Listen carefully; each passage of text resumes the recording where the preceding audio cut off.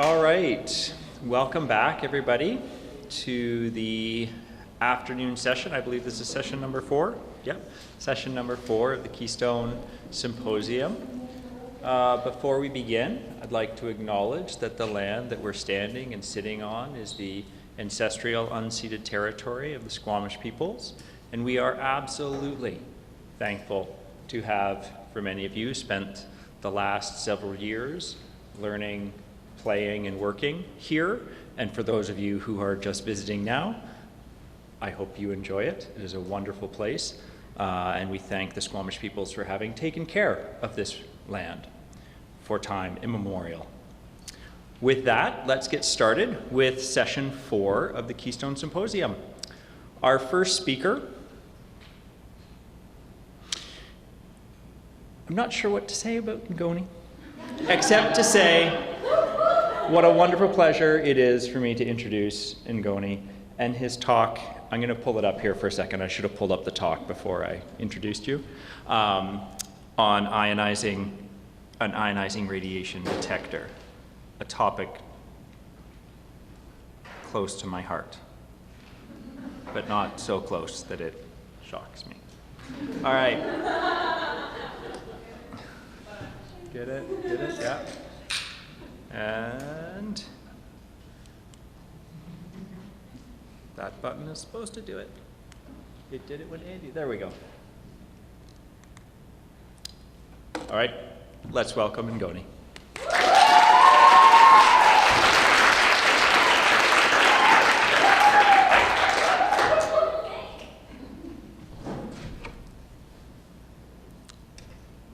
Hi. Well, let me be a bit more formal. So, good afternoon and welcome to my Keystone presentation, which is going to be about a high voltage radiation detector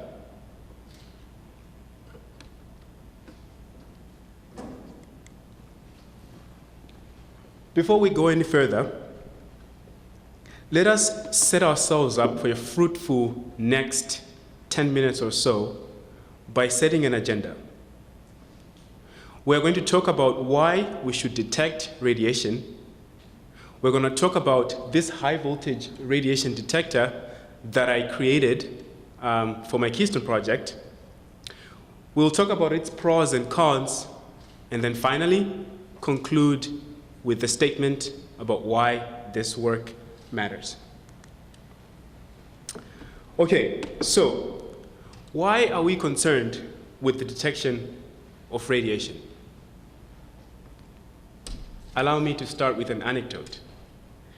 I remember several weeks ago going to the cafeteria and seeing a friend and sharing with them the news that war had broke in Ukraine between the Russian government and the Ukrainian government.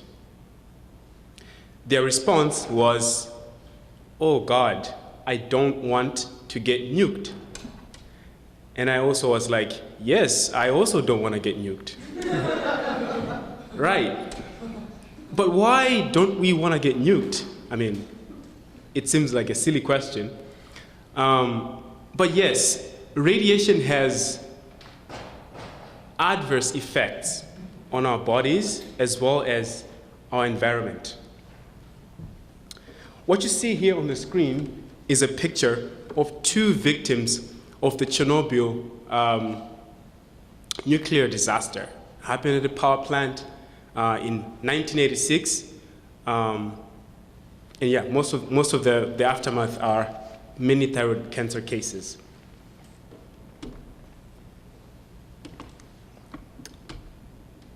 And as if we need evidence to know this, this is a picture from a research that was conducted by a researcher named Yuri Nikiforov.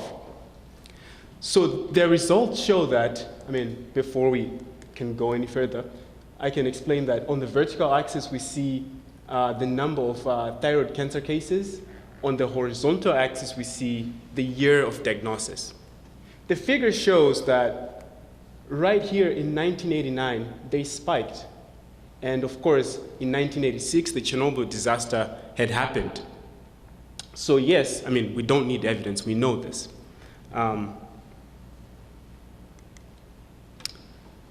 Now, while a large body of research on the direct effects of radiation on people is what's prevalent, there isn't much research on the direct effects of radiation on the environment. But we can sort of like guess, right? It hurts.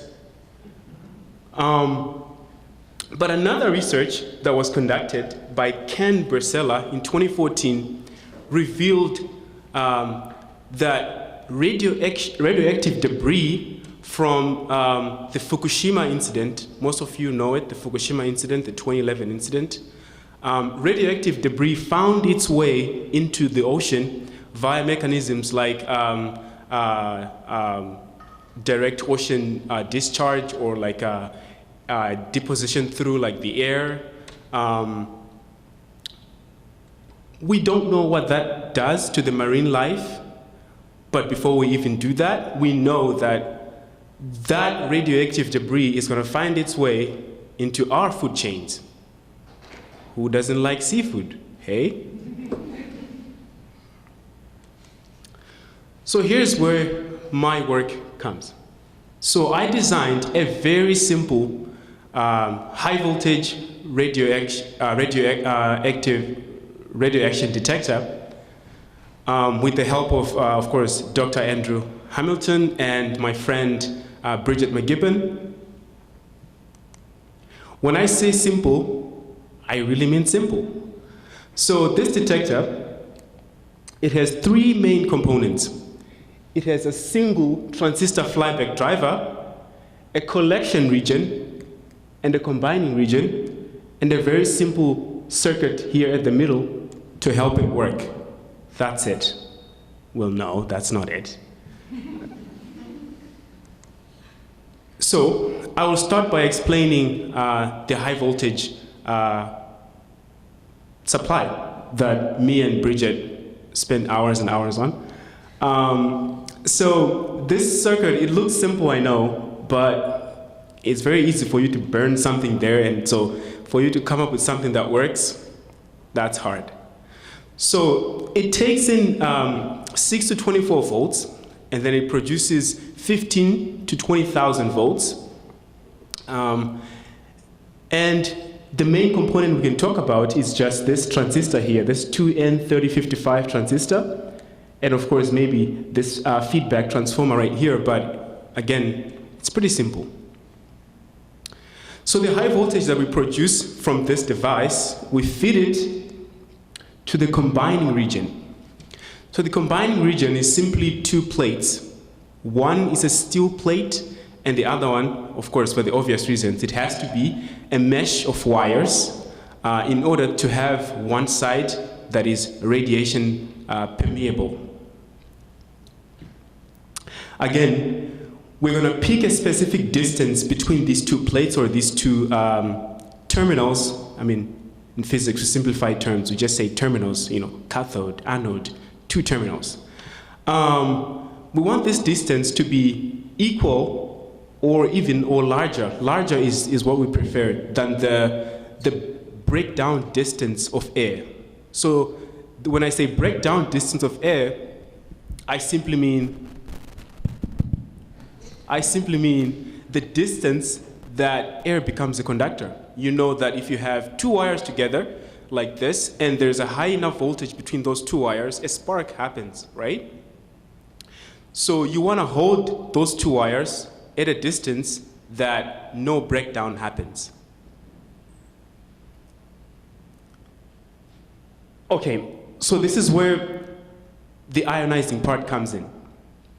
So radiation ionizes the air. What do I mean by that? It makes it conduct electricity. So when you pass radiation through air and it becomes a conductor, you can record a signal through a wire. So let's say we have it sitting right there, nothing is happening, and then suddenly radiation comes through this, between these two terminals. Suddenly they now conduct electricity, and we will see a signal. Here's the collection region. This is where the lazy part me comes. I didn't design this. I just took a voltage oscilloscope. You buy it off of Amazon, and that's what I use to see voltage pulses, to see if an actual radioactive particle moved through.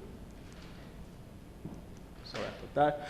Okay, so now you might be thinking, Ngoni, you might be lying to us, because how does one electron cause this, like this, you to see a voltage? Because remember, most of you, the physicists might be like, now you're lying, but I'm not. Here's what happens. So when this electron is incident, when this electron is incident in the combined region, it's going to be accelerated, right? Remember, there's a voltage across those two terminals. So when that electron is accelerated, so I called it an electron because, I'm assuming it's a beta particle, a beta particle, an electron moving at a high speed. So what happens is it's accelerated. On its way to the anode, it collides with air molecules. When it does so, it knocks off another electron from that molecule. Then we have two electrons and an ion, right? So those two electrons, they get accelerated again, and they knock off more electrons from more air molecules, producing a considerable current that we see that moves through the circuit. Here's the part that most of you will say, again, you're lying, but I'm not. So my mentor, Dr. Andrew Hamilton, provided me with some defective smoke detectors that I broke apart and took americium. Most of you know it produces alpha particles, right? I assumed it's americium. I didn't have a way to test it. And then I fired it up on my detector. And it produced a signal, somewhat of a signal. As you can see here, the pictures on the right, so these are two alpha particles that we detected. The pictures on the right represent the detector before the particle is incident onto the combining region of the detector. And on the left, we have the state of the detector when the alpha particle is present. So forgive this device, it's not fast enough to record the different states. So you see two lines, but instead it's supposed to be just one line right above, because the one below is the normal line, and the one above is when the detector, the alpha particle comes through. So the voltage across, it's not working, I know it's. Somebody help me?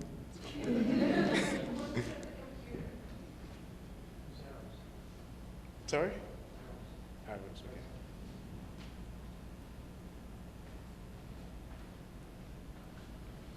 Okay, we're back.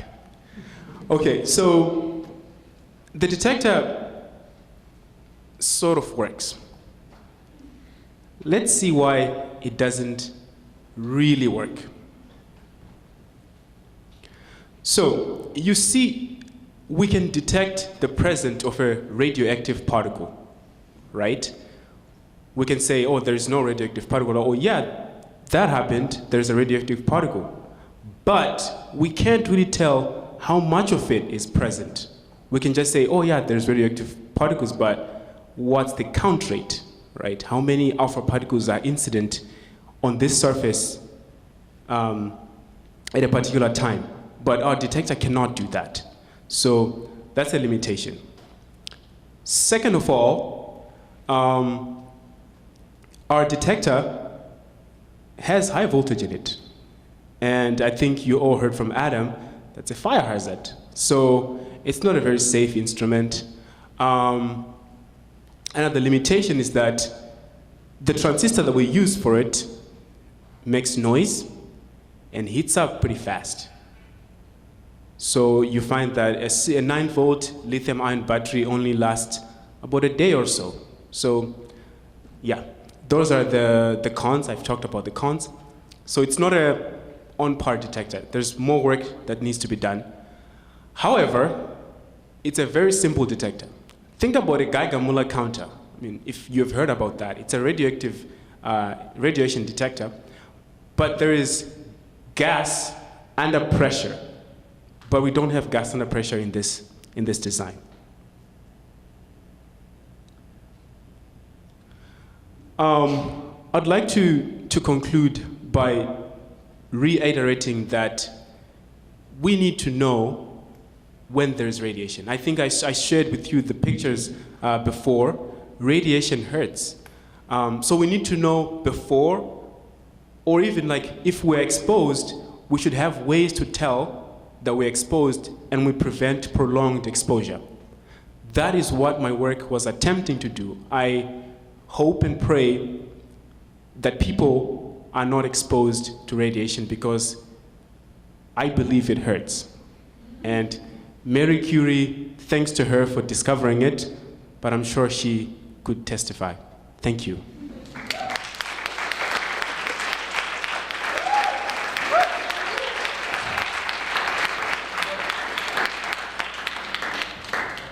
And one or two questions before I go.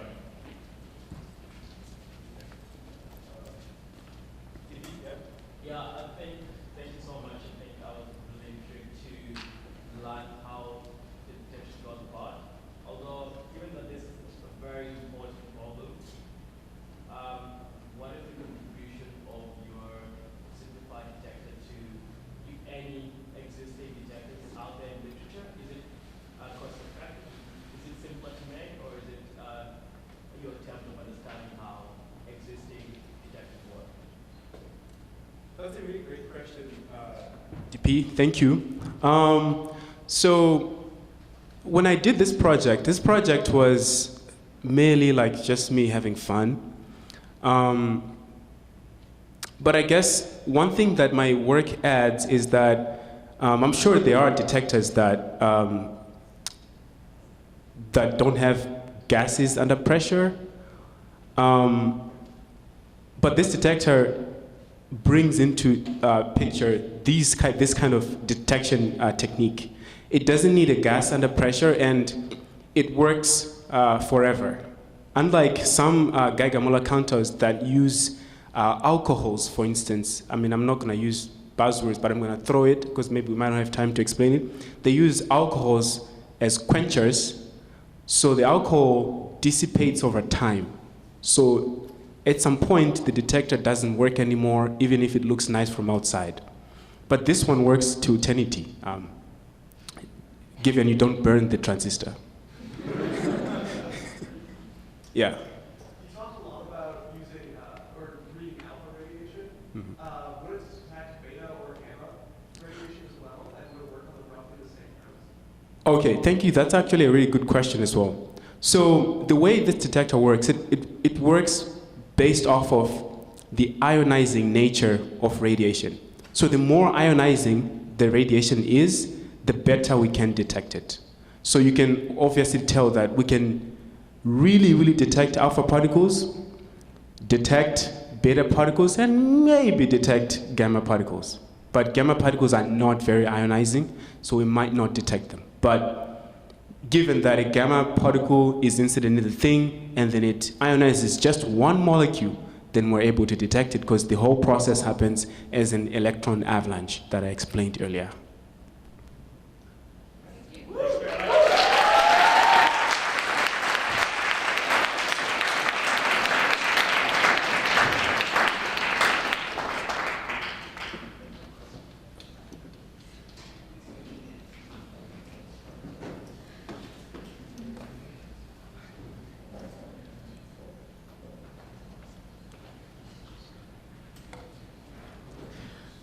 All right.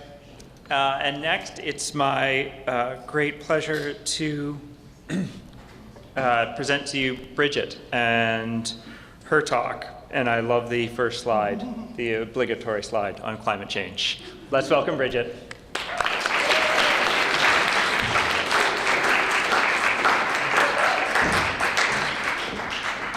I'm just going to lower this a little. Is this good? Yeah, okay. Awesome, so we'll hop into it. I don't expect that the role of fossil fuels in the current climate crisis will come as a surprise to any of you, so I won't spend too long talking about it.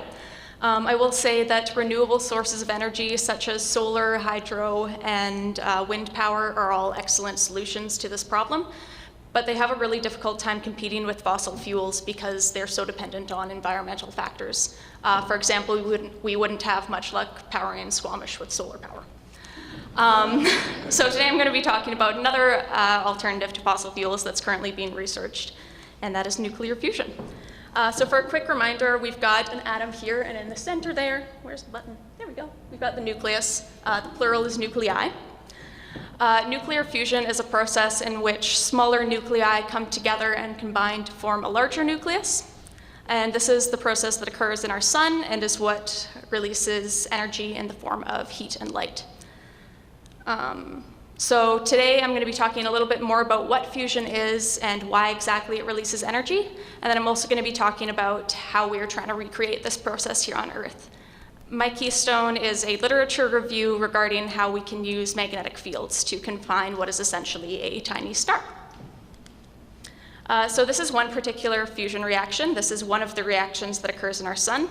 And this one is also largely regarded as the most feasible for energy production on Earth.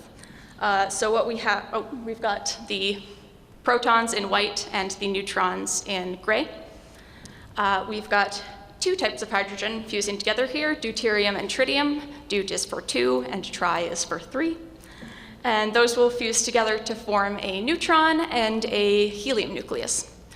So we can see here that the main byproduct of this reaction is helium gas, which is not harmful to human health and does not contribute to greenhouse effects.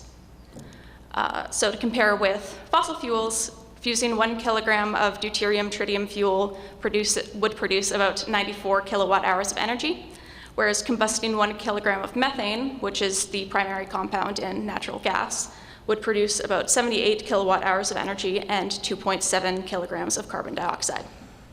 So we can see that fusion is an excellent alternative to fossil fuels that isn't dependent on environmental factors. So why exactly does this process produce energy? The reason is that the products here have slightly less mass than the reactants, and that will release energy according to this equation, which is part of Einstein's 1905 theory of special relativity. This particular equation is known as mass energy equivalence. So what this says is that mass is a type of energy that can't just disappear. So if we're suddenly missing mass, it must be released into other forms of energy, such as light and heat. So we multiply the amount of missing mass times c squared, and that will tell us the amount of energy we get out of this reaction. C squared here is the speed of light squared, which is this number, 90 quadrillion. So you can see that just a very, very small change in mass will release large amounts of energy, and that is why fusion is such an energetic process. So that's great. Why exactly aren't we doing this? It's because it's hard.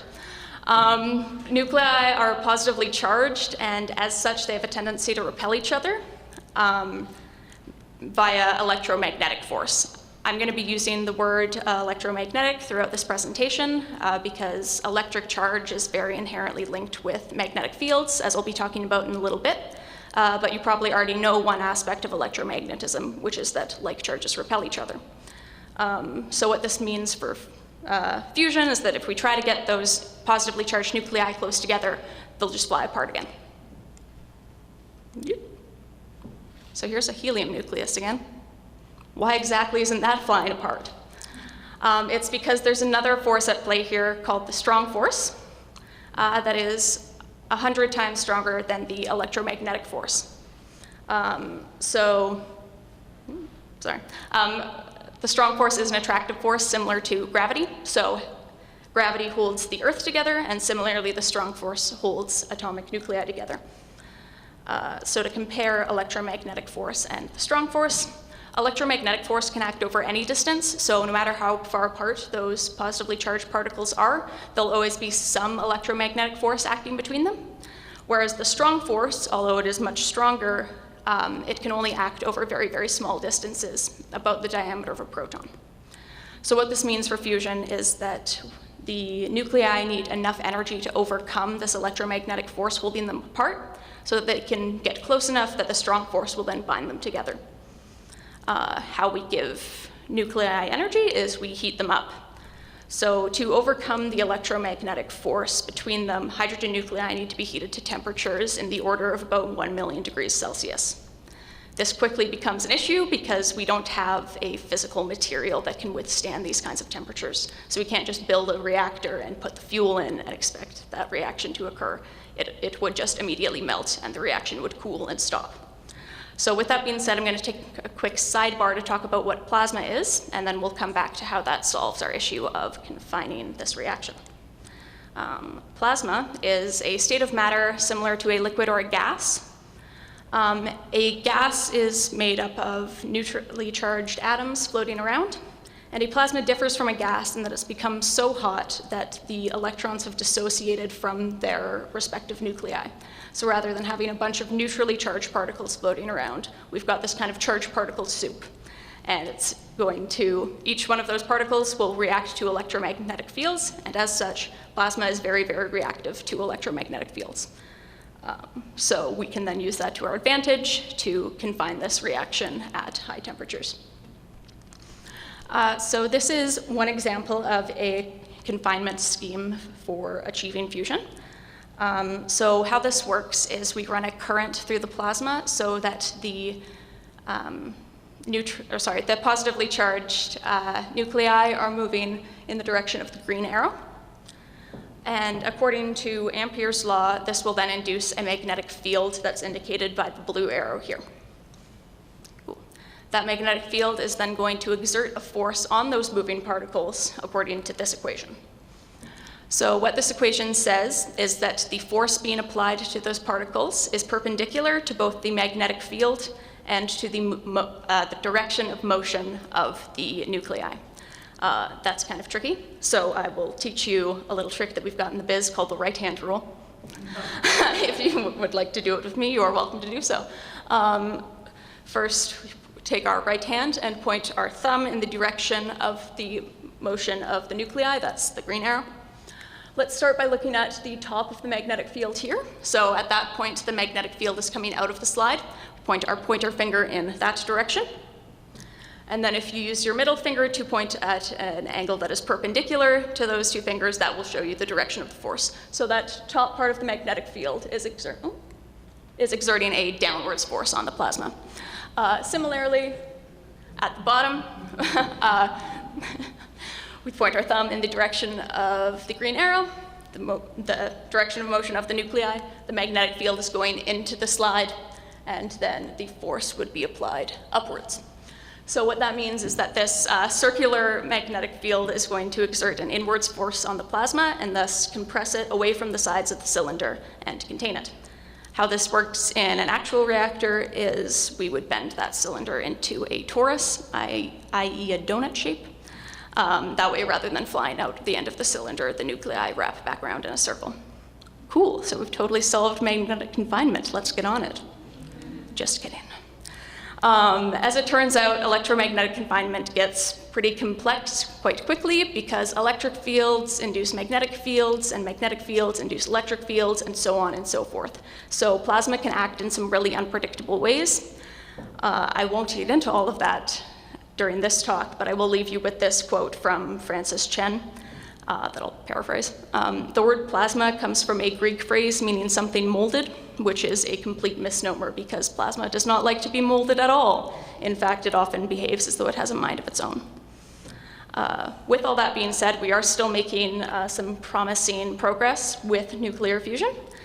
Just a few months ago, researchers from the Joint European Torus in the UK announced that they had achieved a fusion reaction that was maintained for over 5 seconds and achieved an energy yield of 1/3. So what that means is that for an amount of energy put in, they received 1/3 that energy back out. That doesn't sound all that impressive. It's obviously not very useful for energy production, but this is a really promising result because JET serves as a prototype for a much larger reactor that's currently being built in France, and that is the International Thermonuclear Experimental Reactor, or ITER. ITER uses the exact same magnetic confinement scheme as JET. It uses the same fuel type and the same materials to build the reactor. And by the same modeling that predicted JET's success, ITER should achieve an energy yield of 10. So what that means is for an amount of energy put in, we receive 10 times that amount of energy back out. So we're very excited for ITER to form its first plasma in December of 2025, and the future for fusion energy is looking quite bright. I'll take any questions you have at this time.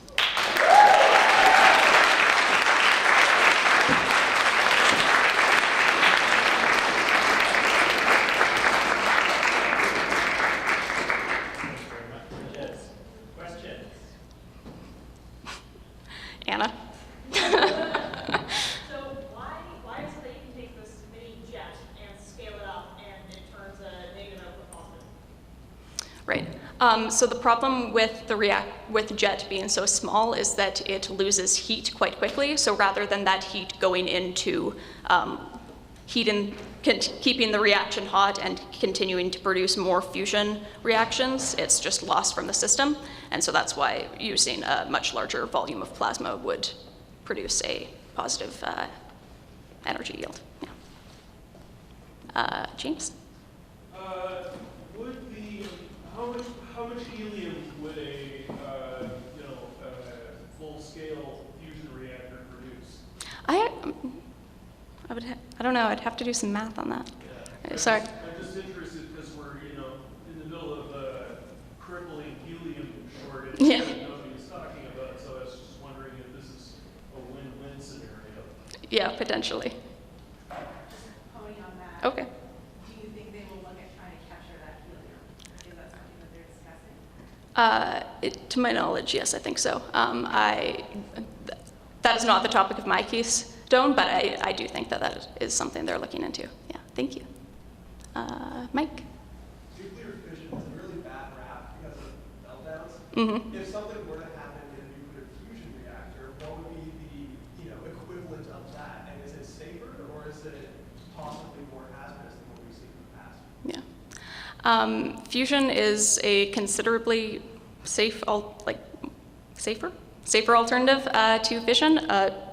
That's kind of where the difficulty in achieving fusion comes in as an advantage, is that the second something goes wrong and we lose confinement of that plasma, it would hit the side of the reactor and cool down immediately, and so the reaction just stops dead in its track.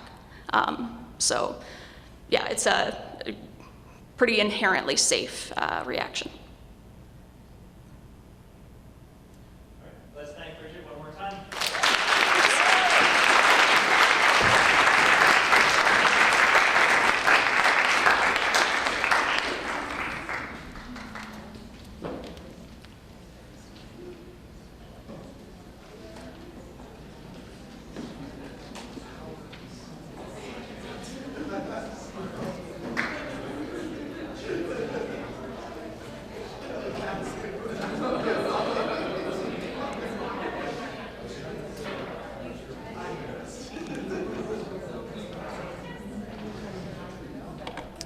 All right.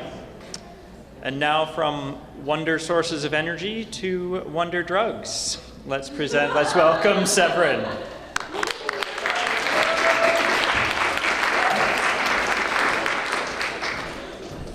Hi, everyone. Oh, I think I'll leave it there.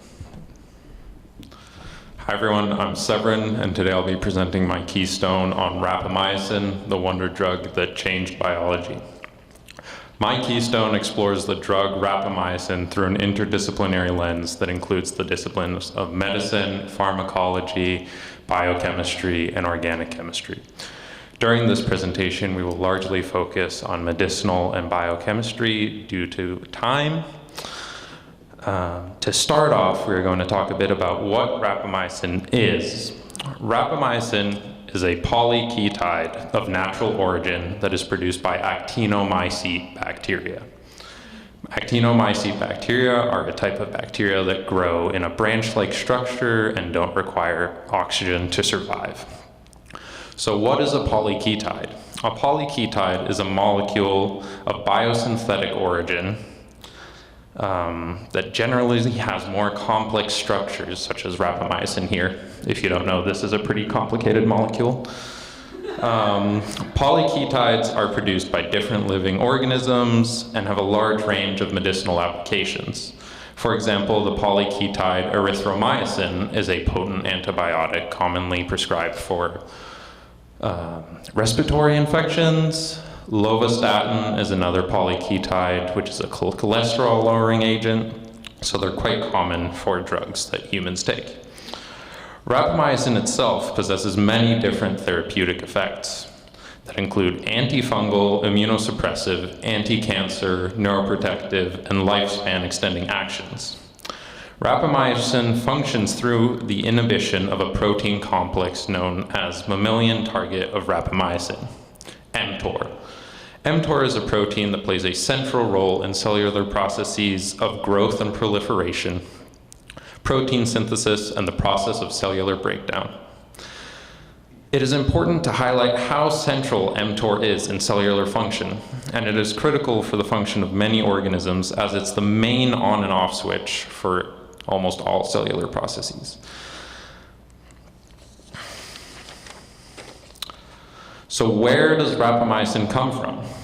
Through exploring the history of rapamycin, we will see how it led to the discovery of mTOR, along with the interdisciplinary exchanges that are required for the development of drugs and biological knowledge. In 1975, a team of researchers from Quebec, Canada, isolated a strain of bacteria from soil samples collected on the island of Rapa Nui, Easter Island. The original soil samples were collected with the goal of identifying natural products from plants and soil with possible therapeutic effects. The isolated strain of bacteria, named Streptomyces hygroscorpicus, was found to inhibit the growth of specific fungi. The same researchers were able to isolate a compound from the bacteria that exhibited the same antifungal effects. This compound was thus named rapamycin. Early on, rapamycin was mainly thought as a weak antifungal, but through research on mice, where it was used as a control, it was found to actually have quite potent immunosuppressive effects in experimental autoimmune disease models. Further research in yeast resulted in the evidence from rapamycin inducing cell cycle arrest. Cell cycle arrest is when cellular duplication and division are blocked from happening. When rapamycin was administered to yeast, it induced an evolutionary pressure on the yeast, selecting for yeast strains that were resistant to the effects of rapamycin. Researchers were then able to compare the DNA of rapamycin-resistant yeast to the rapamycin-susceptible yeast,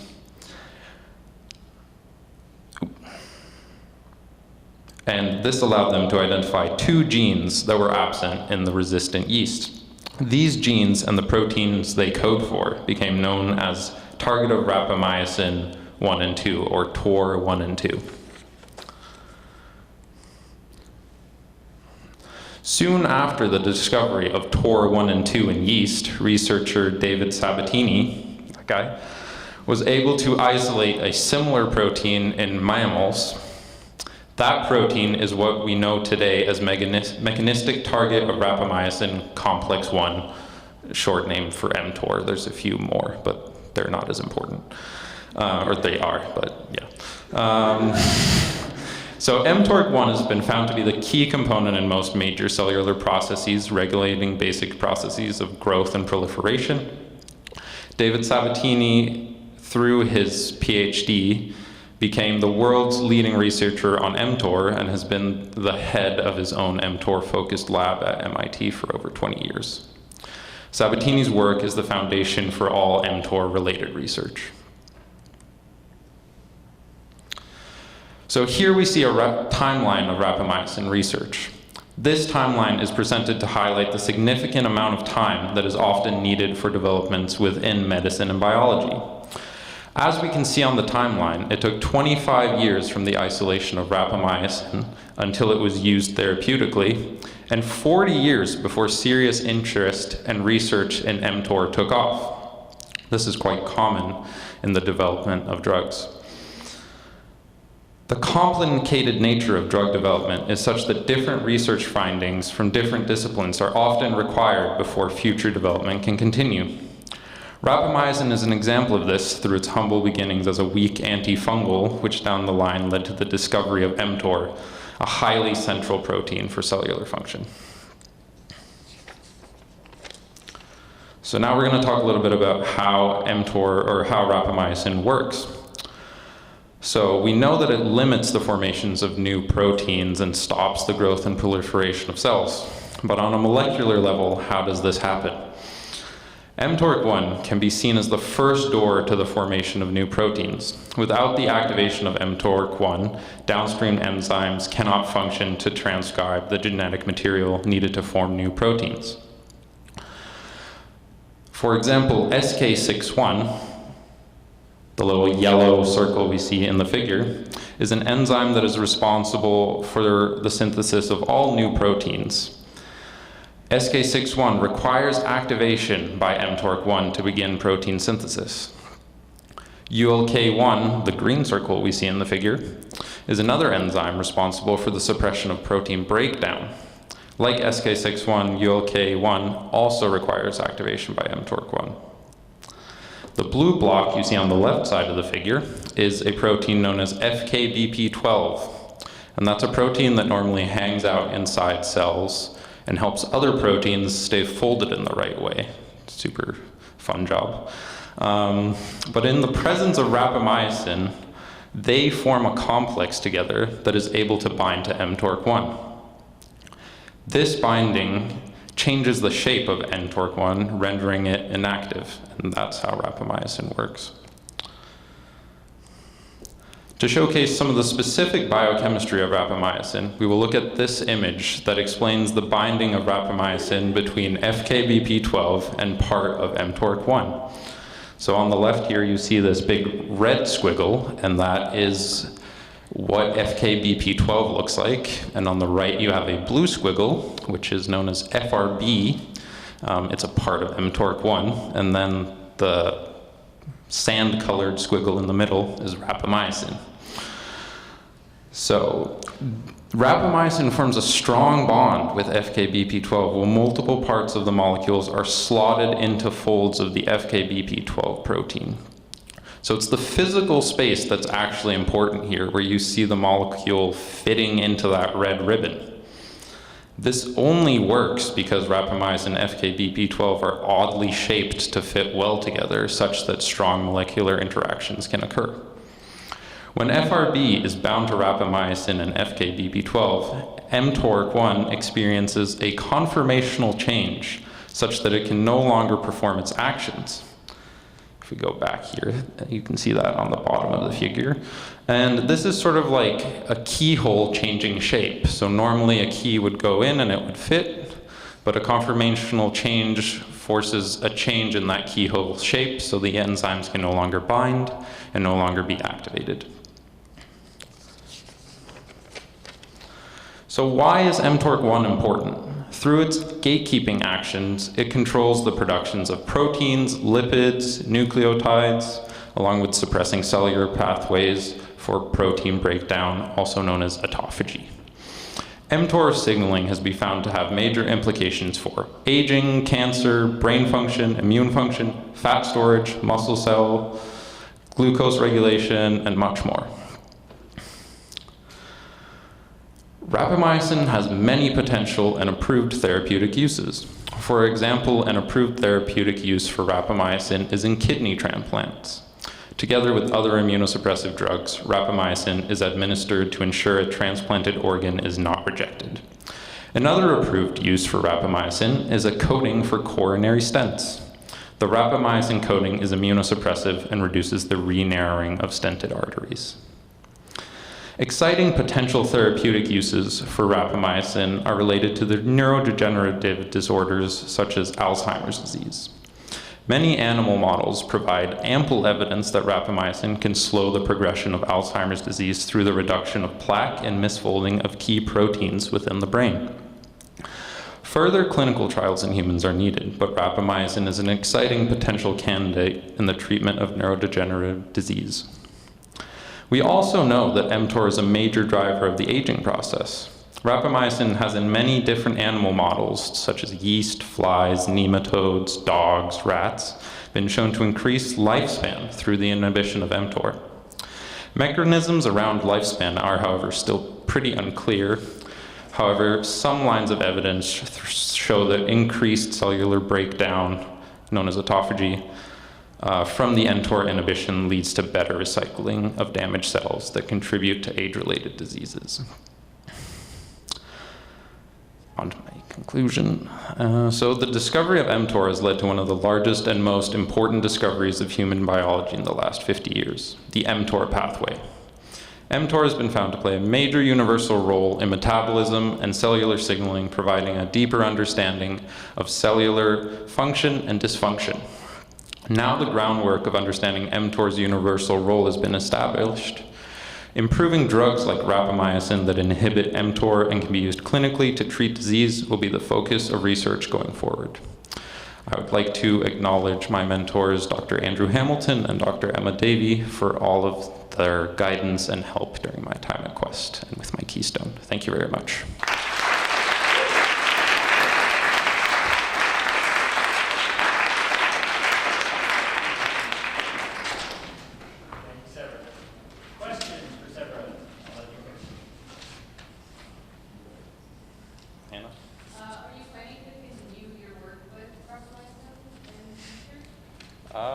So far I have not planned that, but it is mTOR is a quite big field that has branches in the immune system and diabetes and pretty much everything. So,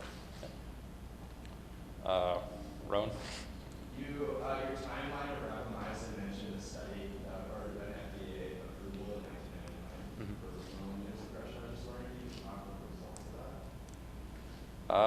So, yeah, it was approved in 1999 for kidney transplants. Rapamycin is a pretty hard drug to utilize due to its half-life. Its half-life is like 4 days.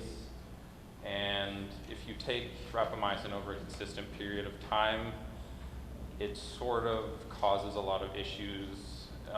It causes low-level toxicity, so it gives you things like diabetes, high cholesterol, and things like that. So it's quite hard drug to utilize, which is why the development of rapamycin analogs, which are similar drugs, would be very beneficial because it has great effects, but the way rapamycin itself functions as a drug, not the inhibition it does, is very beneficial. Sasha, yeah. I thought it was fascinating that the enzymes used to make that molecule was found on a specific soil sample on these islands that you showed. Yeah. Is it specific to this soil or the same enzyme can be found in many places? And our drugs often create patient-specific places like that? I think actually that bacteria is quite rare. I'm not sure if it's found in other places, but it is a quite special bacteria. And so this is a common practice for finding new molecules for the use of drugs is they dive deep in the ocean, they look for soil in faraway places. Like this is how we find new drugs a lot of the time is through the natural world. Thanks very much.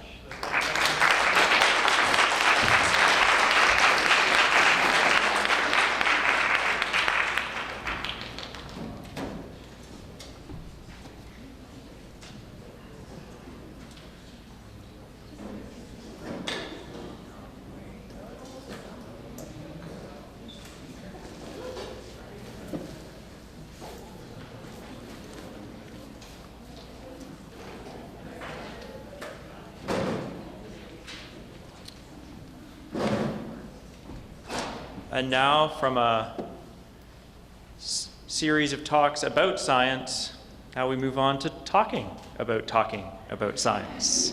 Let's welcome Laura.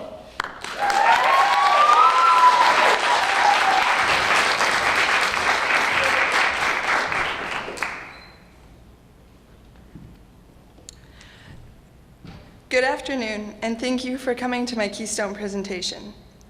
I will be giving an overview of the central components of my Keystone, looking at science communication, specifically in climate science.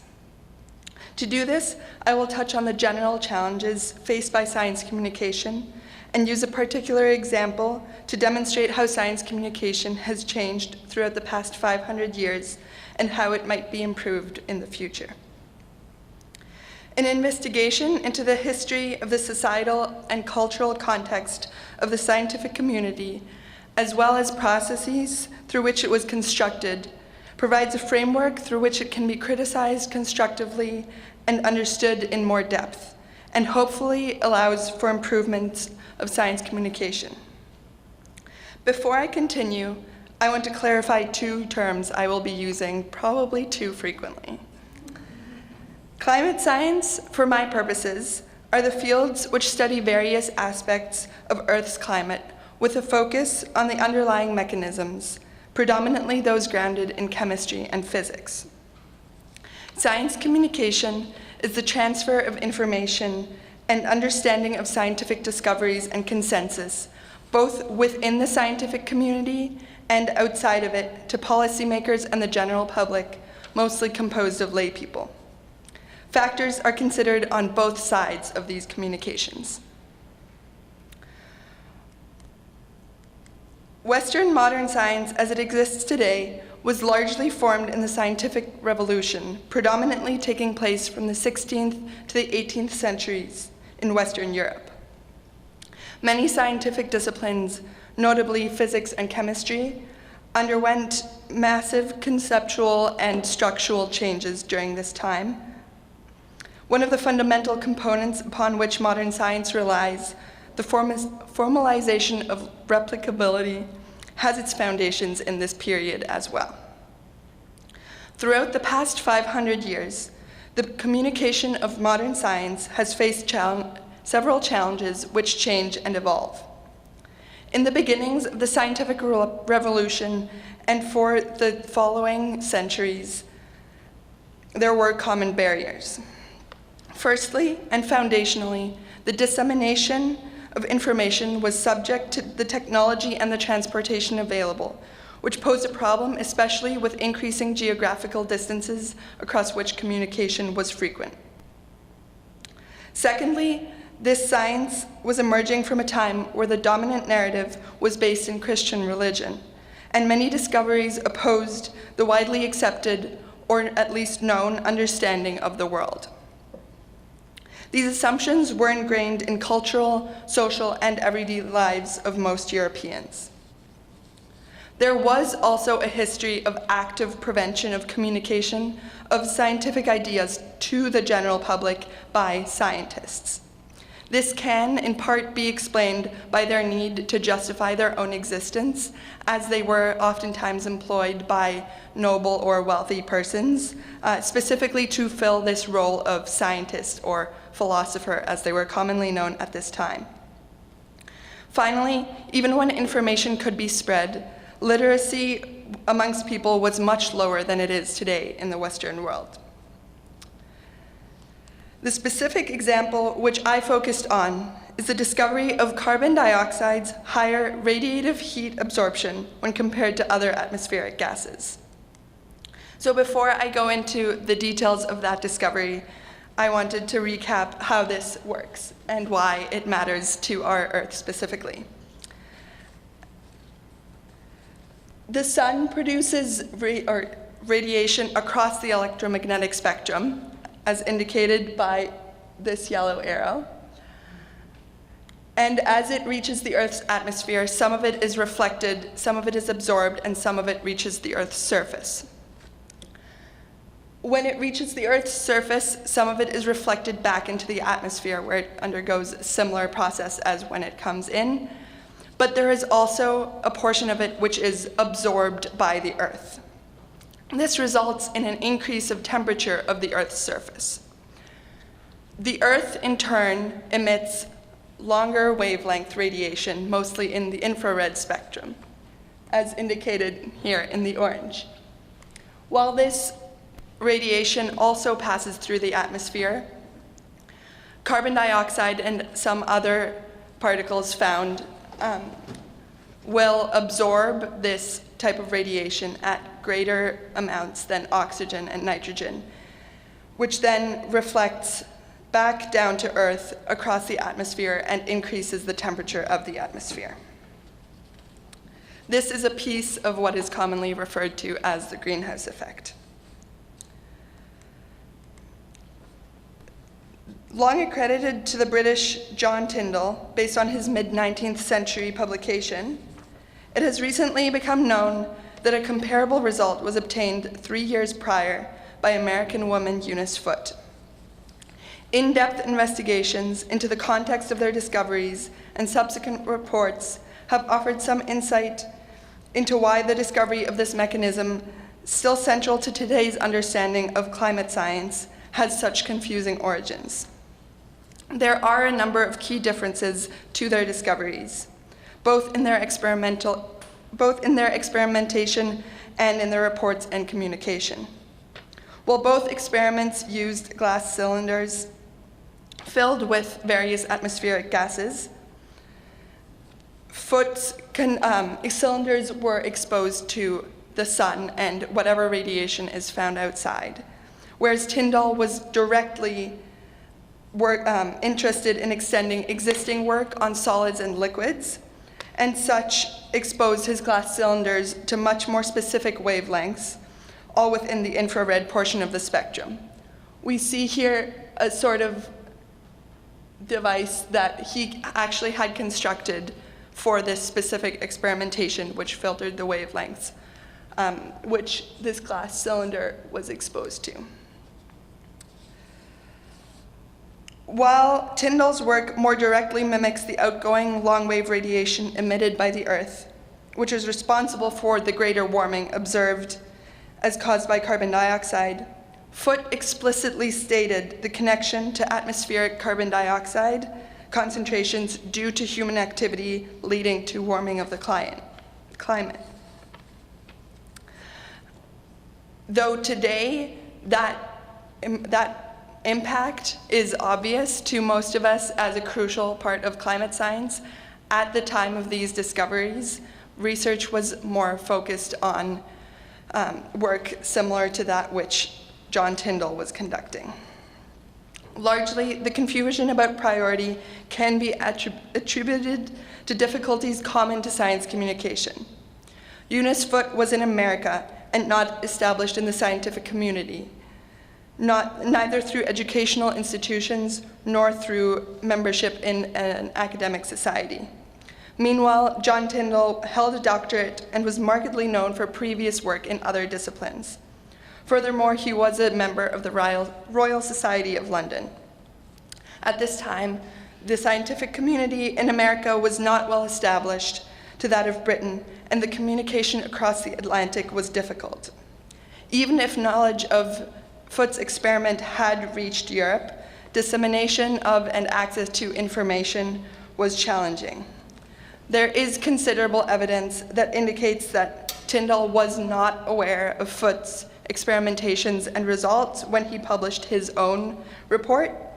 And it is not further surprising also due to the fact that scientific discoveries often occur concurrently across disciplines. While some challenges remain present at various levels, such as literacy and opposing beliefs, the challenges faced by science communication in the 21st century have changed. The dissemination of information globally has become instantaneous for much of the global population. While this has aided communication, it has also created a vast amount of accessible information, sometimes referred to as information overload. Sorting through the available publications, articles, and opinions is extremely difficult for those who have had access to education in these areas, and nearly impossible for those who have not. As an example from a different discipline, within a year of the COVID pandemic, there were equal amounts of publication about COVID as from the past 200 years of influenza research.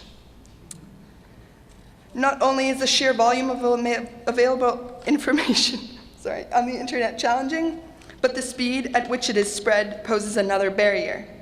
Intrinsically, science does not progress at high speeds.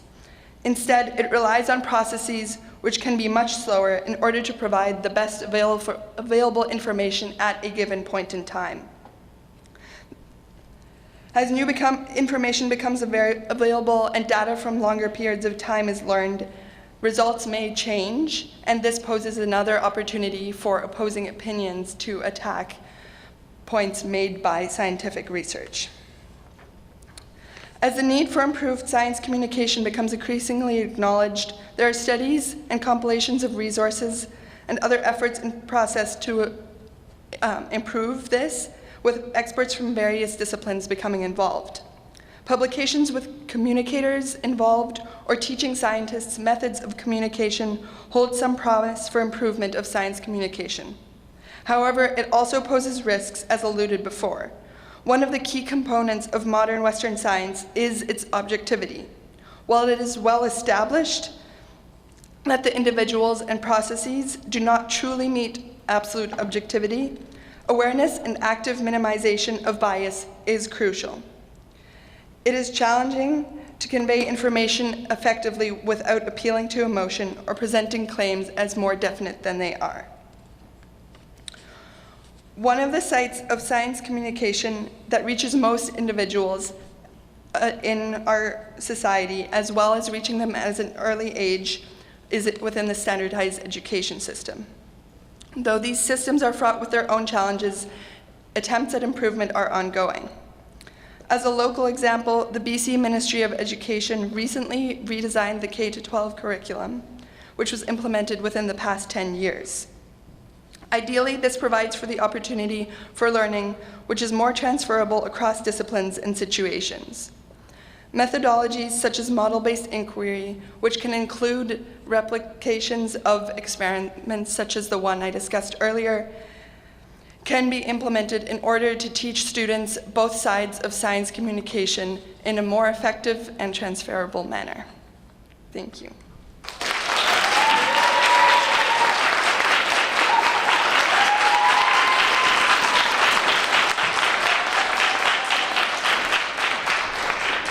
Thanks very much, Laura. Questions?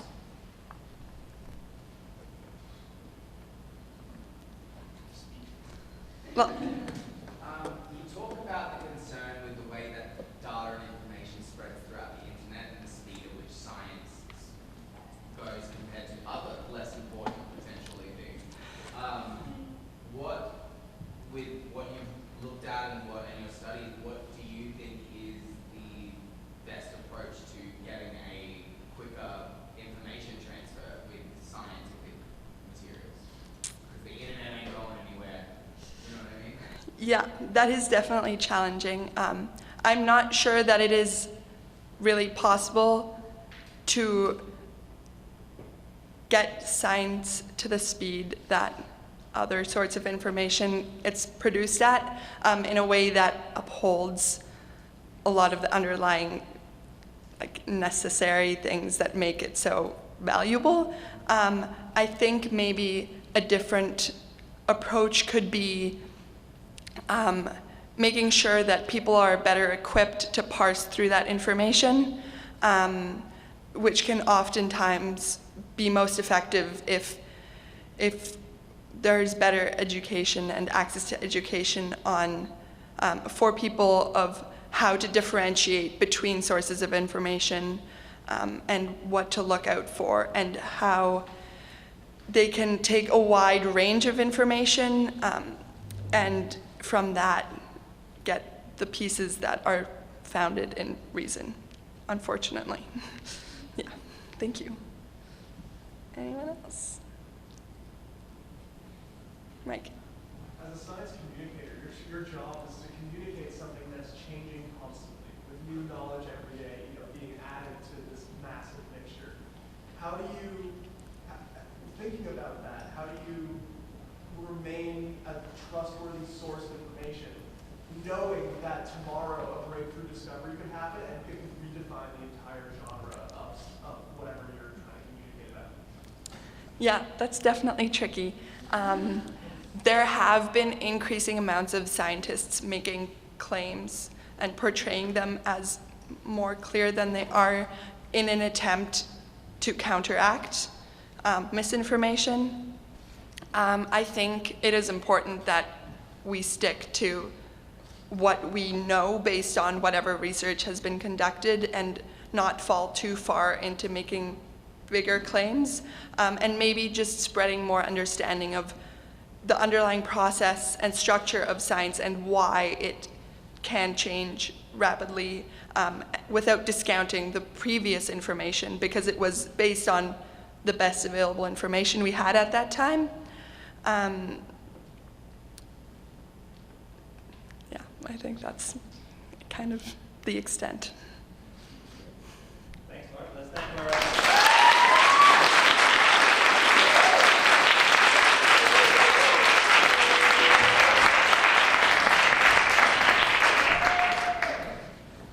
All right, thank you very much, everybody. With that, I think that's session 4 concluded.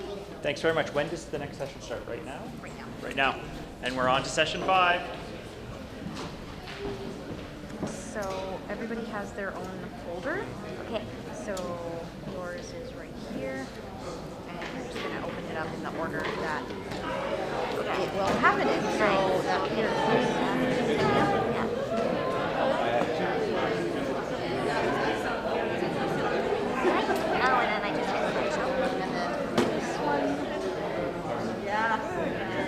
There you go. Nice, easy.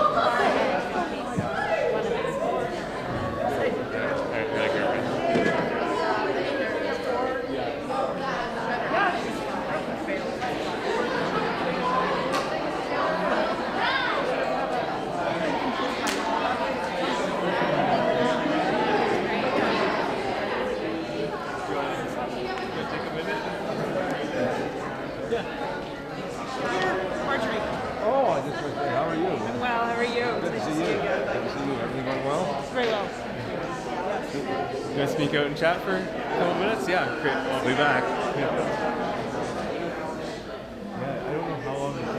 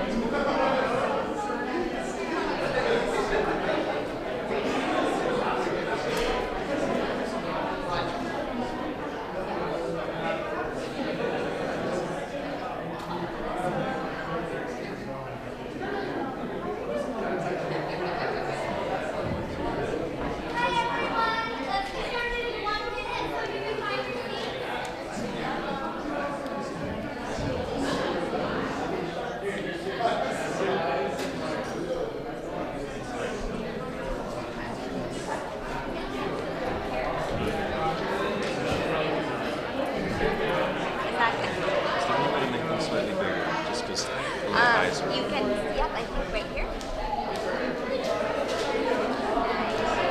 That. go another bit on the other side if you want. And if you want to use that, that's there.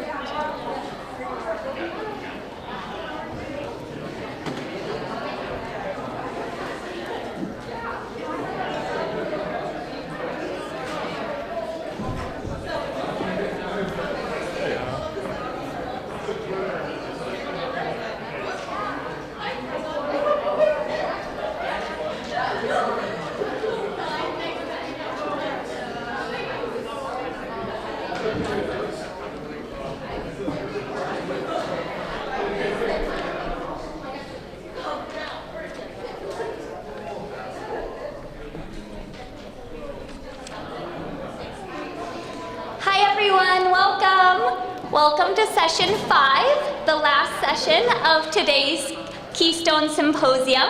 I'm Riley St. Clair. I'm a life sciences faculty here at Quest, and it's my pleasure to introduce the next 5 speakers, where we'll get to hear highlights from their Keystone projects and get to celebrate their successes and their academic journey.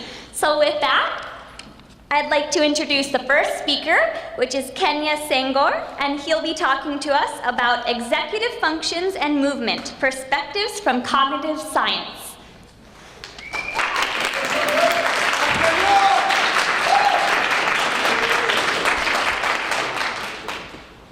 Hi everybody, thanks for coming. So I'm here today to talk to you about consciousness, and consciousness is very bound up in executive functions, but it's also very bound up in movement. In my Keystone review, I discuss the nature of consciousness and higher cognition, and I argue that based on current evidence in neuropsychology, neuroanatomy, and the accompanying neuroimaging information from those fields, that movement and cognition are not so much two independent faculties, but rather they're entwined at the level of evolution, development, and function. And now this is a terribly complicated point to make because it requires making correlations across a really broad swath of evidence. And so I don't have time to get into all the lovely details, the things that scientists really care about. Instead, I'm here to give you some brief insight into how studying movement can tell us something really important about consciousness and conscious experience.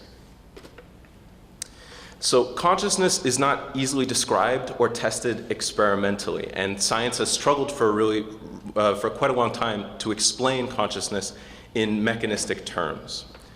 The philosopher Thomas Nagel argued that this is the result of a deficit in our scientific thinking, that our scientific thinking as it exists now makes it very difficult for us to really correlate aspects of the psychological experience with the more empirical observations that we can make about anatomy or cell-to-cell function. And so in order for us to be able to explain consciousness psychophysically, we have to begin to characterize different aspects of conscious experience in operational terms. And in his own words, Nagel said, we should have in mind the ideal of an explanation of consciousness that shows it to be a necessary feature of certain biological systems, an explanation that allows us to see that such systems could not fail to be conscious. In essence, we have to bind the processes in the psychological experience to the anatomical structure of the brain, such that we can describe features of that experience in terms of functions of the system. And that brings us to movement. So because consciousness is hard to explain and it's hard to test, we can begin to understand consciousness and its functional necessity for our behavior by studying processes that are conscious or unconscious. And this brings us to movement, because movement is an ideal vehicle for the study of consciousness. Movement can be conscious or unconscious or both at times. In the case of reflexive movements, it's sometimes entirely unconscious. Why might this be the case? Well, sometimes you don't have the time to stop and think carefully about what it is you have to do. Life comes at you very, very quickly, and tenths of seconds can make the difference between life and death. However, voluntary movements are conscious and an inherently cognitive task, because it requires evaluating because it requires evaluating incoming information, connecting it to goals and motivations, identifying a movement or series of movements which can address a task, and sequencing these actions appropriately in time by predicting cause and effect. Nonetheless, even voluntary movement has a significant unconscious step, and we know this because of the experiments of a variety of neuroscientists, but one of my favorite examples comes from the work of Benjamin Libet in the 80s. Libet designed a study based on previous findings that any voluntary movement is preceded by a readiness potential which indicates to the muscles involved in a movement that you are going to move.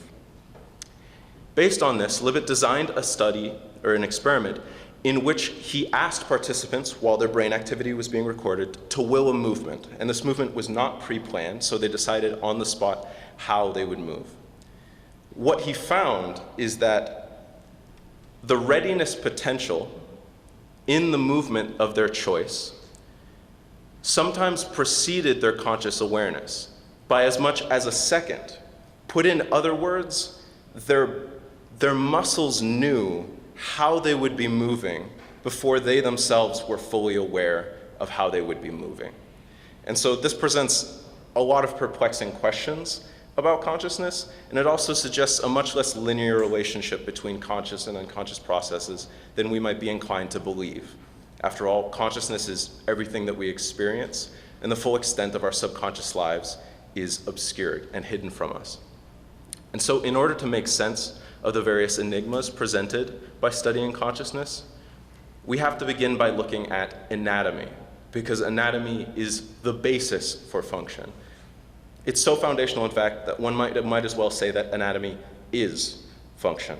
So with that in mind, let's consider the neuroanatomy of movement. What you're seeing now is a general layout of the brain, its various lobes, and the sulci, which are defining lines between the lobes. All regions of the brain contribute to movement either directly or indirectly. In fact, more of the brain's resources are dedicated towards movement planning and motor learning than just about anything else. Evidence overwhelmingly suggests that the brain is primarily arranged to facilitate sensory motor transformations, namely the transformation of sensory information into neural representations of the body and the world. And it's from these representations that motor plans can be built. And this is the case for most organisms because behavior has to be circumstantially appropriate in order to ensure the viability of the organism. What makes humans so different and so special is really the complexity, the flexibility, and the interconnectedness of the motor system. And this is what gives us our unprecedented cognitive adaptability. This adaptability is only possible because of the manner in which the various regions of the brain communicate. What you're looking at here is a diagram of sensory processing in the cortex. And now sensory processing isn't always linear. Most of the time it actually is not linear. Generally speaking though, sensory processing begins in regions of the brain associated with a single sense, and it progresses towards association regions, which combine different kinds of information. And then this information is ferried along two different streams, the dorsal stream along the top of the brain, and the ventral stream along the bottom of the brain, towards the frontal lobe, the site of central integration and executive control. Now, each stream is distinct in what it's contributing. The parietal association cortex, part of the dorsal stream, is delivering predominantly spatial information concerning location, speed, and trajectory.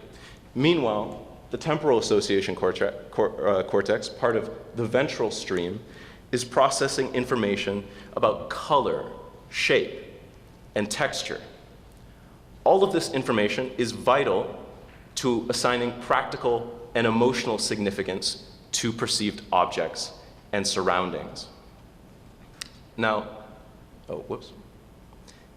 this processing is essential for identifying information relevant to our wants and needs, but it's also essential to the construction of neural representations. Motor learning depends on these representations because processing and decision making is very expensive in terms of energy and time. If we experience something often enough, we build an internal representation which we can defer to and draw upon to guide future actions. And so this frees up all sorts of valuable cognitive resources for future processing and the construction of new neural representations. Now, please don't be intimidated by this diagram. I'm going to walk you through it very, very carefully. What we just saw is how information is processed in the cortex. Now let's consider how motor plans are even put into action. We saw how information is processed along two pathways and ferried towards the site of central integration in the frontal lobe. Excuse me. Pardon me. This executive control is only possible because of the vast connections with the rest of the brain. Movement planning is so complex, in fact, that it requires constant reprocessing and adjustment. Looping pathways are required to enable this reprocessing. What this diagram depicts is a model that I created for my Keystone to describe the primary circuit required for goal-directed behavior, that is, voluntary movement. So what we see is the goal-directed behavior pathway, seen in red, shows how motor plans are constructed, beginning in the prefrontal cortex, through the dorsomedial prefrontal cortex, towards the premotor cortex, and then the primary motor cortex, the last site of motor plan processing before that information is sent down the brainstem and the spinal cord to spinal motor neurons, which initiate the contraction of muscles. And we can see that descending information in blue. As that information descends, it passes through the thalamus, seen in purple, and the cerebellum, seen in orange. Now, simultaneously, information about the body and its movement ascends the spinal cord. We see that information in the yellow pathway. The cerebellum is doing something really, really special here. It's positioned as an intermediary between descending motor outputs and ascending somatosensory information. Current literature suggests that what the cerebellum is doing is it's comparing this outgoing information with incoming information. And because of that, it appears to be heavily involved in the production, maintenance, and editing of neural representations related to both movement and more abstract cognition.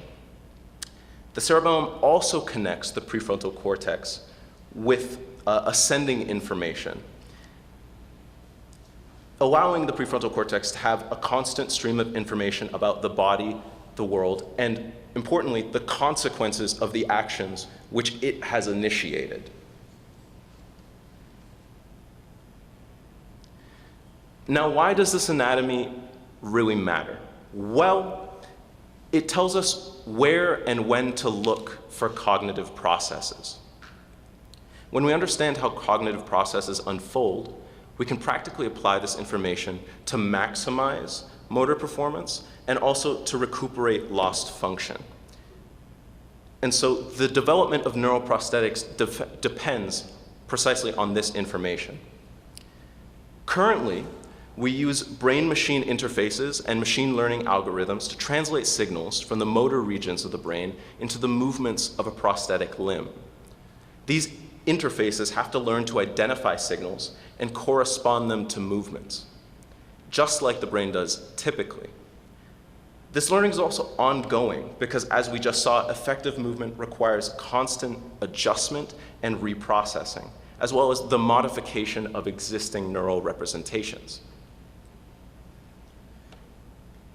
And this modification occurs based on sensory feedback.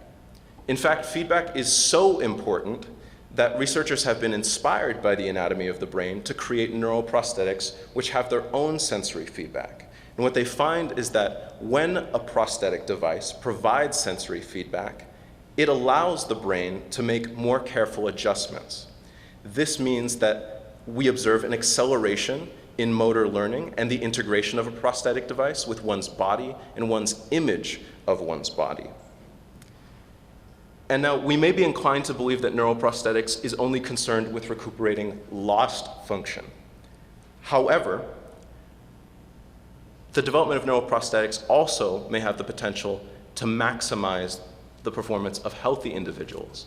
And it can do this because by giving researchers near total control of the causal relationship between neural impulses and the movement of a limb, researchers can see in real time and in incredible detail how the brain is constructing neural representations and what information it's cobbling together to learn new tasks.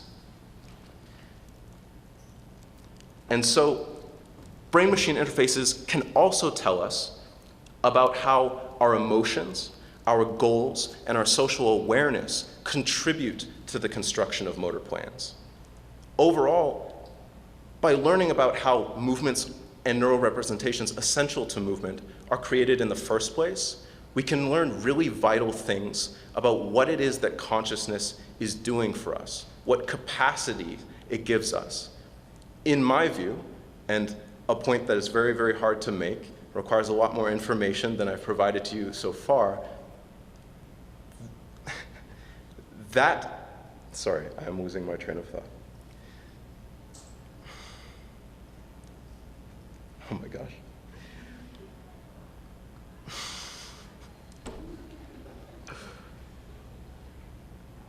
By showing us how neural representations are made in the first place, we can learn how consciousness helps us make motor plans. I'll call it there. Thank you for listening.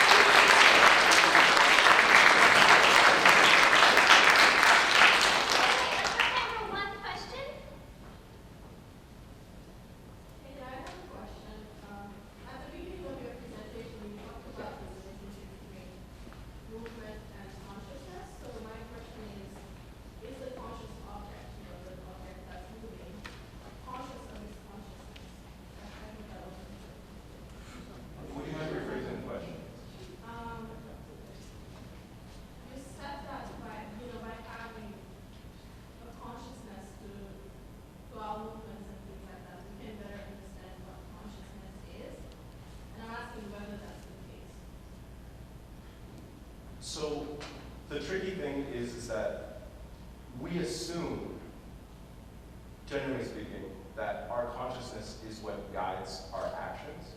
But by observing very carefully when and how the part of our brain that tends to be most involved in conscious processes actually becomes involved, we can begin to see that it may not be that consciousness is just directing the activities of everything else, like the organization of our behavior, but that there might be much more push and pull between subconscious processes and unconscious processes, that conscious processes may be preceded by all sorts of subconscious processes that become the condition for what consciousness evaluates.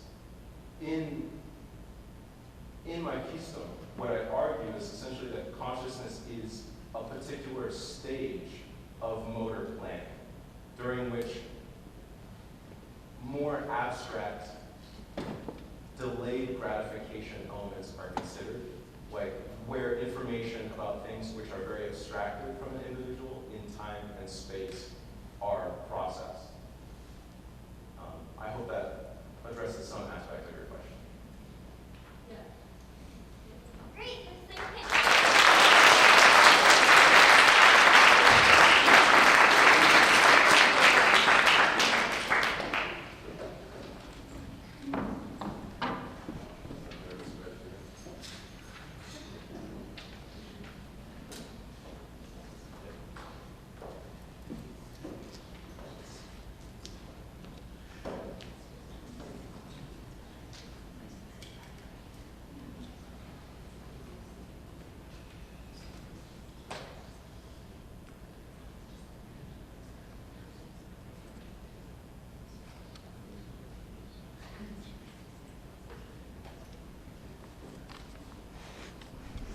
Okay, great. Let's move on to our second speaker. So this is Ferdinand Gruninwald, and he will be sharing with us today his project entitled Playing Math.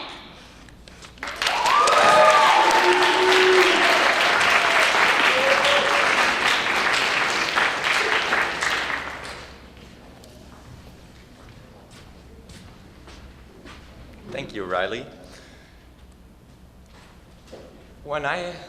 When people ask me, what do I study? I say, I study math. And usually people look at me like I'm just from another planet. They're like, what? Why would you do that? And you know, I understand them, because to them, I think math is just high school math, which is usually just remembering procedures and trying to execute them as cleanly as possible. And please don't make any mistake, because bad things will happen and people scream at you. But when I came to Quest, I had this feeling that maybe math is something else. And I asked myself, what is math? And the more math classes I took, the more I started to think of it as a game.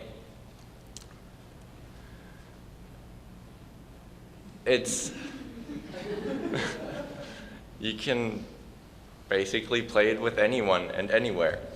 And with any game, you need some kind of things you can play it with. So the things you play in math are mathematical structures. And some game actions are you create them or describe them, characterize them, and generalize them. And in my Keystone, I show each of these actions in some mathematical problems that I've come across during my time at Quest. So I'm guessing you wonder, what are mathematical structures? I'll show you one right now. This is what mathematicians call a graph. It's not a plot, it's a graph. And basically you can conceptualize it as just a bunch of dots connected by lines, except mathematicians also do still like their special names, so we call the dots vertices and the lines edges. And essentially you can connect any number of dots with any number of lines, but I also have my special configuration, or my favorite configuration of dots and lines, which is this one. It's called K33, standing for the complete bipartite graph of two sets of 3 dots. So every dot on the top is connected to every dot in the bottom. And really to see like how expressive just such a simple object is, you can just give things labels. And you can see, if we think of 2 dots being connected by a line, if, say, we're friends, then you could think of this graph basically as representing Facebook, for example. And yeah, so there really is some substance in just studying these structures for their own sake. And we need to somehow describe them rigorously. As I said earlier, we can think of K33 as just 2 sets of dots, or 2 sets of vertices, of 3 vertices where each of them are fully connected. So every triangle in the bottom is connected to every orange circle in the top, and we call this one K33. And you can try to get at the basic structure of this mathematical structure by maybe rearranging it in space and see it in a different way. So, for example, this is just another representation of the same mathematical structure. And maybe you see like some other kind of symmetry in there. And you can just make a game out of this, of how can you arrange these things nicely so you see something new maybe that you didn't know before about two sets of 3 dots all connected to each other. So let's play a game. A game that mathematicians have been playing for over 40 years that's like this. You have your game board. It's a disk, the gray area, and you place your vertices on the boundary of the disk, like so, for example. And then you want to draw the graph in a specific way. That means you want to connect all the triangles to all the dots. And you want to color the lines in a nice way. That is, you don't want any 2 lines of the same color to be crossing each other. So this is not a very nice drawing because it's confusing, you know. Don't really know which line, if, like there's a kink in one line or the other. So we'd like to really see where each line goes. And so we might just choose to color one of the lines that crosses the disk to be in a different color. But we still have those 2 black lines crossing, so let's just make one of them another color again. And ta-da, we have a nice representation that maybe shows us, again, something different about this configuration. And then, well, we played this game already with this graph, but what are other games that we could play with the same graph? So now we're trying to generalize the game. And during my research internship with Dr. Jane Butterfield from the University of Victoria, we came up with a new game. And the new game is that you have simply a new game board. The game board looks like this. You just add a little hole in the middle. And mathematicians call this shape an annulus. And again, it works very similar. You just put your vertices on the boundary, and like so, and the other 3 maybe on the other boundary. And again, you want to draw the graph, like basically the same rules apply. You want to connect all the circles with all the triangles and use different colors for lines that would cross each other. So you don't want any 2 lines crossing each other. So maybe let's try and play this game. We could just start by fully connecting the top circle to all the triangles, and we don't have to care about this one anymore. And we might try to continue in a similar fashion, but then eventually we'll have to draw this line, and we don't. Like if we continue in the blue color, that's against the rules that we put onto ourselves. So maybe let's try draw it in orange, and we can fully connect this vertex, and continuing in a similar fashion, we'll have to use yet another color for the 3rd circle, and ta-da, we have a nice new drawing of our graph K33.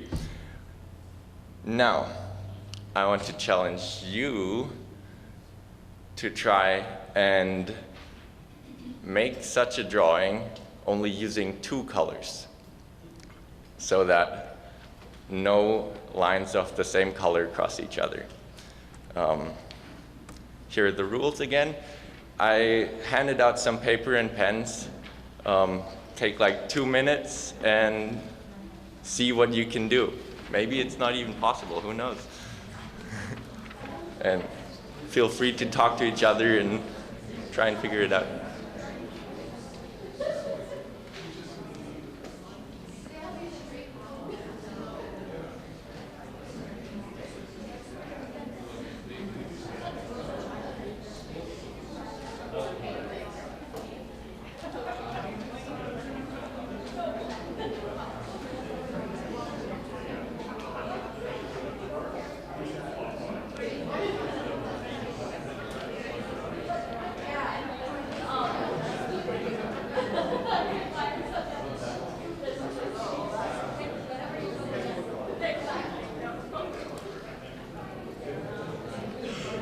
Yeah, question? No, you're not. You have to stay within the game board, the gray game board. Good question. Yeah, we're playing this, the Annulus game now.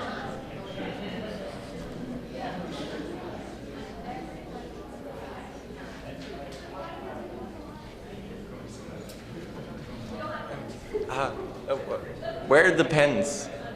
Does anyone have? There was a big box of pens. Maybe there's.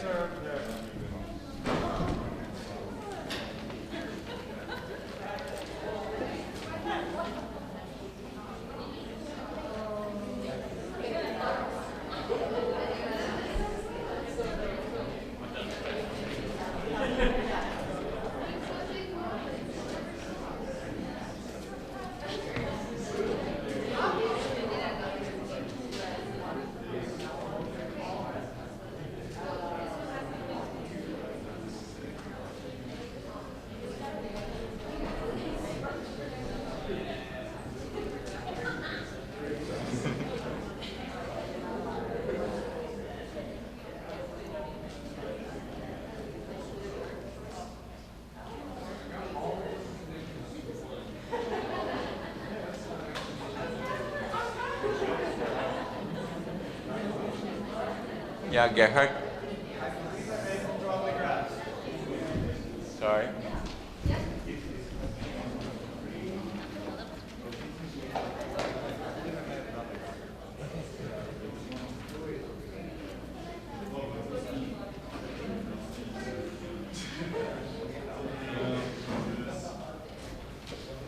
Yeah.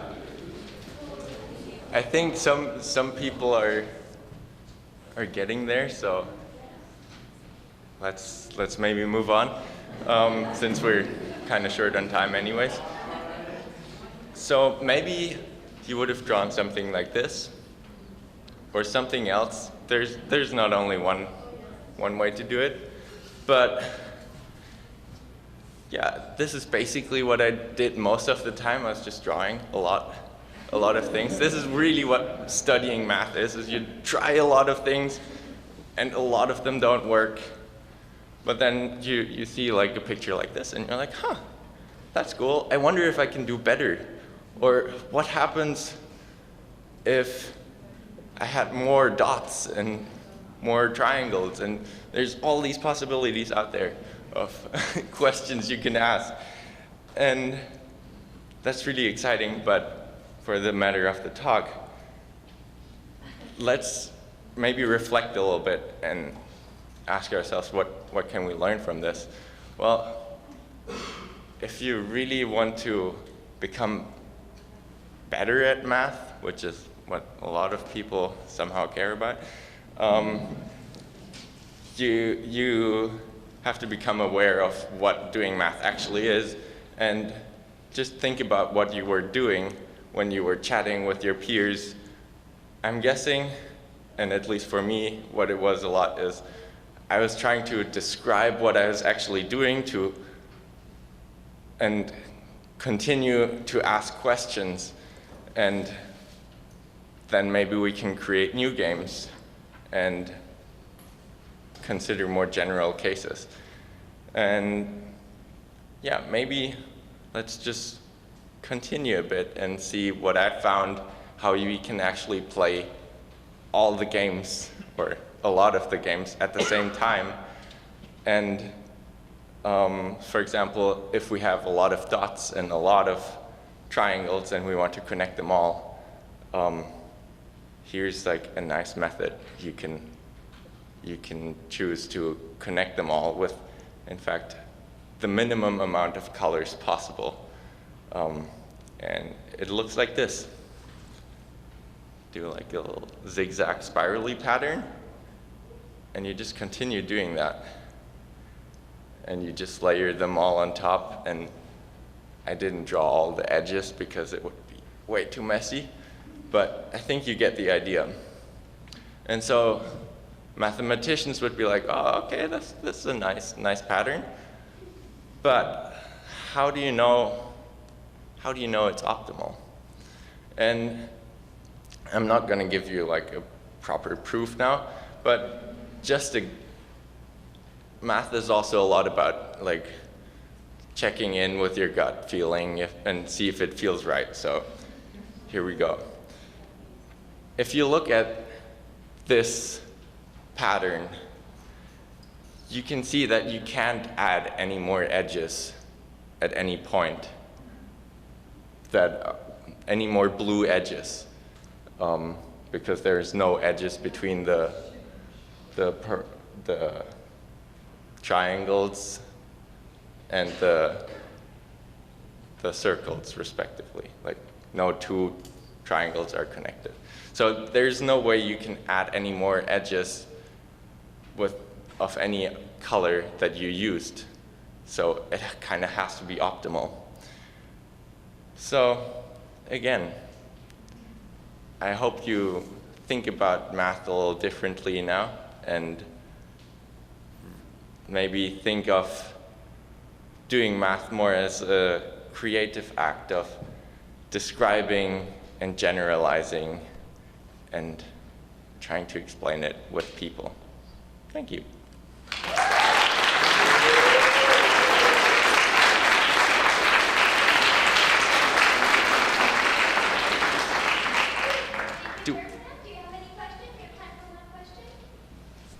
Yeah, go ahead.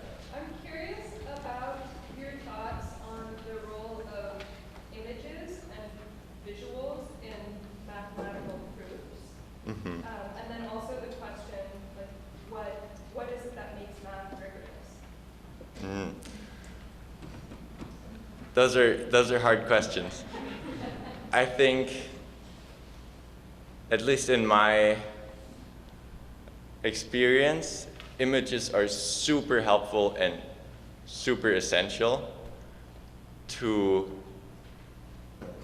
like get an understanding or get an intuition, because there's like also a whole different rigorous definition of what a graph is, which would be like a set of vertices and a set of ordered pairs that are of the vertices, and no one works with it really when you're trying to create new math. So I think images are really important, but then pertaining to your other question of what is it that makes math rigorous, I think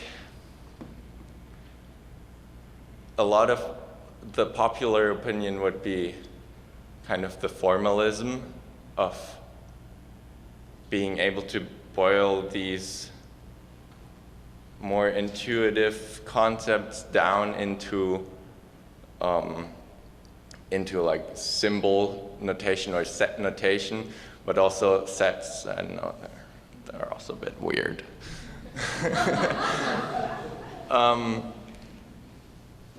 But yeah, kind of that process of boiling it down to like more and more abstract and things that feel like they have to be true. Like there's just no other way that things would not be true. And yeah, I think that's what makes math rigorous in the end, but that is really just like the last chunk of the process of doing math. And a lot of times math is not rigorous, I think, as well. Like this was not rigorous, but it's still math. Yeah. Thank you.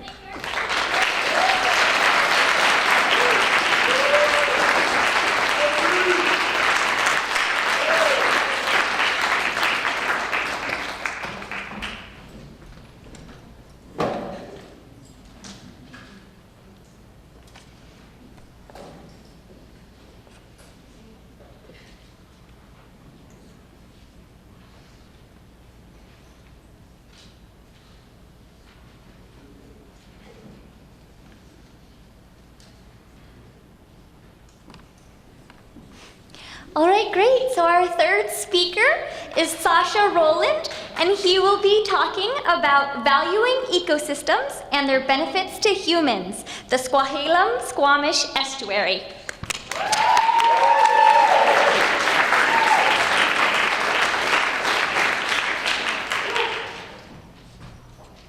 Perfect. Okay. Can you hear me? Yeah. Okay. Good afternoon, everyone. My name is Sasha, and today I will introduce you to my keystone, which I named Valuing Ecosystems and Their Benefits, the Squamish Estuary. We are all pretty much aware that our climate is changing and that biodiversity worldwide is declining. We have also probably all been exposed to the dramatic consequences of these changes, and we have probably understood why these changes matter to us to different degrees. The fact that without Earth ecosystems, we will not be alive seems pretty obvious, but often we do not realize all the essential benefits that we obtain from these ecosystems daily. Today, we will explore what are these benefits and how they have been articulated in sustainability science within the ecosystem services framework. We will then explore the extent to which different schools of economic thought have recognized or not the contribution of Earth ecosystem to our well-being. And finally, I will introduce you to a study I conducted about the way people value some of the benefits they derive from the Squamish estuary. So let us start. All the benefits that we, humans, derive directly or indirectly from ecosystems are called ecosystem services in sustainability science. The concept of ecosystem service was made popular after the publication of the Millennium Ecosystem Assessment, which was initiated by the United Nations in the early 2000s. The term ecosystem service has been used since then as the basis for exploring the relationship between Earth ecosystems and human well-being, and for communicating the value of ecosystem services to decision makers. Ecosystem services are commonly organized into three categories: provisioning, regulating, and cultural services. Provisioning services are the tangible products that humans directly obtain from ecosystems. So examples of provisioning services include food, drinking water, oil and minerals, as well as raw materials such as timber. Regulating services are the direct or indirect benefits that we obtain from the regulation of biophysical processes. Some examples of regulating services include flood mitigation, climate regulation, as well as waste treatment and disease regulation. Finally, cultural services are the direct or indirect non-material benefits obtained from ecosystem through spiritual enrichment, cognitive development, recreation, reflection, and aesthetic experience. Identifying the many ways in which we depend on ecosystem is the first step to understand their importance, their value to us. But what is the value of ecosystem services? For example, how do we know what is the value of timber, the value of food, of a stable climate, of waste treatment or spiritual enrichment? What ecosystem services do we consider the most important, and which one do we want to sustain? You might think, wait a minute. Each of these services is very important, and they are. But maintaining all of them at once is often impossible, because each action we take in the ecosystems we belong to necessarily implies some trade-offs. Basically, a balance is needed.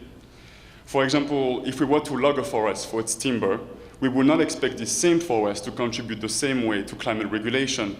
And if we were to maintain a forest surface for climate regulation, we will have to have different expectations about our supply of timber. A choice has to be made. Knowing the relationship between ecosystem services and valuing them accordingly is what allows us to make the choices leading to the highest level of well-being on Earth. However, given the environmental crisis of our time, it is clear that the decisions that are made with respect to ecosystem and our well-being are not the best, and are not even good ones. It seems that the production or maintenance of ecosystem services we explicitly value the most does not actually lead to an increase in well-being in the long run. In other words, our valuation method is off. The discipline of economics, which is closely linked to the process of creating value, has made strong assumptions about the relationship between economic activity and Earth ecosystems. These assumptions, informed by different philosophies, have major implications on the way ecosystems are valued. Three schools of economic thought, namely traditional, environmental, and ecological economics, differ both in their approach and assumptions about the creation of value and the place of human economy within Earth ecosystems. These assumptions have different implications for Earth ecosystems and determine the degree to which our economic activities are sustainable. So let us start. In traditional economics, the value of things is taken as the individual's willingness to pay for it. Individuals' willingness to pay for the production or consumption of a thing is determined by the law of demand and supply in the market.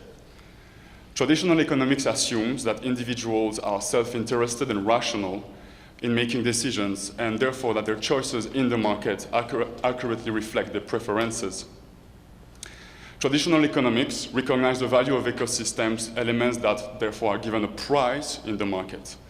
These ecosystems are brought together into the concept of land, which refer to things like fresh water, trees, livestock, fertile soil, minerals, fish, and fossil fuels. Notice that all these ecosystem services, as I cited, constitute provisioning services and are very tangible. And that the less tangible ecosystem services, more specifically regulating and cultural, are not included. This means that the value of ecosystem services such as climate regulation, flood mitigation, or spiritual experience are given a value of 0, and that makes them absent in cost-benefit analysis. This focus on the production of provisioning services led to unsustainable trade-offs between provisioning services on the one hand and regulating and cultural services on the other. Because regulating and cultural services do not have a value in traditional economics, their loss via the over-extraction and pollution of ecosystems is believed to have no cost in the economy. Environmental economics is a reaction to the unaccounted cost of ecosystem degradation. Environmental economics is an extension of traditional economics in the sense that it aims to assign a market value to all ecosystem services. Environmental economists believe that internalizing ecosystem services in the market will provide the common ground necessary to weigh the real trade-offs between the costs and the benefits of a given economic activity. Environmental economics therefore still assumes that individuals are self-interested and rational, and that the market best reflects people's preferences and the value of ecosystems thereof. Although this view, given the state of the world, provides a starting point to valuing provisioning, regulating, and cultural services, the market approach remains limited. The value of ecosystem services is still only determined by individuals' willingness to pay and does not reflect the social factors that affect our preferences. Economists often witness irrational and other interested behaviors that their theory cannot explain. The market value of ecosystem services can only partially reflect the value of ecosystems to our well-being. Ecological economics, finally, appears as a reaction to the shortcomings of environmental economics. Ecological economics attempts to ground economic activities within the reality of ecological processes. To do so implies accounting for Earth ecosystem ability to supply ecosystem services and measuring the extent to which an economy can grow with respect to ecological processes. As we see here, the supply and the demand, the economic activity growing within the boundary of what an ecosystem can supply to us.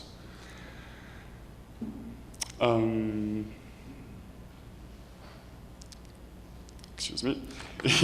In addition, the discipline of ecological economics attempts to understand people's demand for ecosystem services beyond the market by integrating sociocultural valuation. Sociocultural values relax the assumption that the choices of individuals are always self-interested and rational, and allow a better understanding of people's preferences. Sociocultural values can express our preferences for ecosystems management while taking into account the well-being of other humans in space and time. This leads me to my case study of the Squamishes theory. My study consisted in applying some of the principles of ecological economics to better understand the way people value some of the ecosystem services that derive from the estuary. I drew from a report published by the Squamish River Watershed Society in 2021, in which some ecosystem services provided by the estuary were given a market value. The report estimated the value of the Squamishes theory to more than $12 million per year. But as we've seen, the monetary approach to valuation is limited. This is why I conducted a survey to collect quantitative data about the sociocultural values of the Squamishes theory. The study asked respondents to rank 12 ecosystem services, which were selected to be easily compared with the Squamish River Watershed Society. I just can let you have a little look at the different services here, but they are organized into the three categories that I have introduced you earlier: provisioning, regulating, and cultural.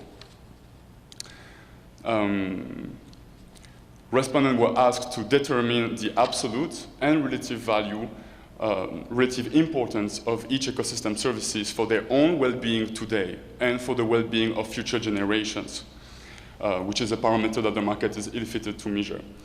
They were also asked to rank which ecosystem services they would like to support the most. 83 individuals responded to my survey, with 17% of them being students only. As you can see on this figure, all three categories of ecosystem services were given a high absolute value, given that there were no trade-offs that had to be made, so everything was really important. However, this figure shows that the value of ecosystem categories for when respondents, this shows the situation in which respondents were asked to rank ecosystem services relative to one another and to define which one is most important, least important in relation to one another. And we can see that regulating services in green are often valued more than provisioning and cultural services.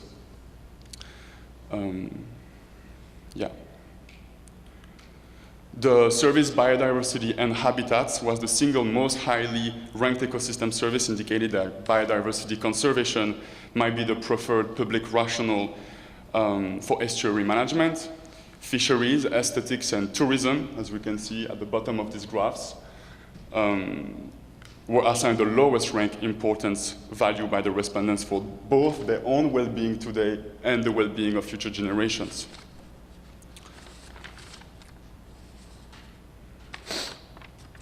This figure shows the difference in relative ranks between ecosystem services, the difference ranking of ecosystem services between oneself today and future generations. Basically, if an individual is ranked on ecosystem services more highly for the well-being of future generations than for their own well-being, the value of the ecosystem service will go up relative to the horizontal line that is 0 here. And as we can see, this figure doesn't show the proper statistic results, but in general, it has been seen that regulating and provisioning services will go up for future generations and that cultural services will go down. And so there will be like a sort of trade-off happening between these intergenerational parameters. 84% of the respondents expressed their willingness to contribute to ecosystem services maintenance. 48% of them preferred to volunteer their time. 17% of them were open to the implementation of a tax on personal income to maintain these ecosystem services. And more than 30% of them were open to a taxation system as a way to contribute to the maintenance of different ecosystem services. The kind of tax for this last point was not mentioned. It was just to have a feel for how taxation was perceived as a tool for conservation. In conclusion, the interconnections between Earth ecosystems and human well-being are complex. Understanding people's demand for ecosystem services can inform policy for sustainable development. Assessing the demand of human communities for ecosystem services requires the integration of sociocultural and monetary values. And sociocultural valuation should include intergenerational parameters to start addressing some of the ethical issues regarding sustainable development. Thank you very much for listening to me. Thank you.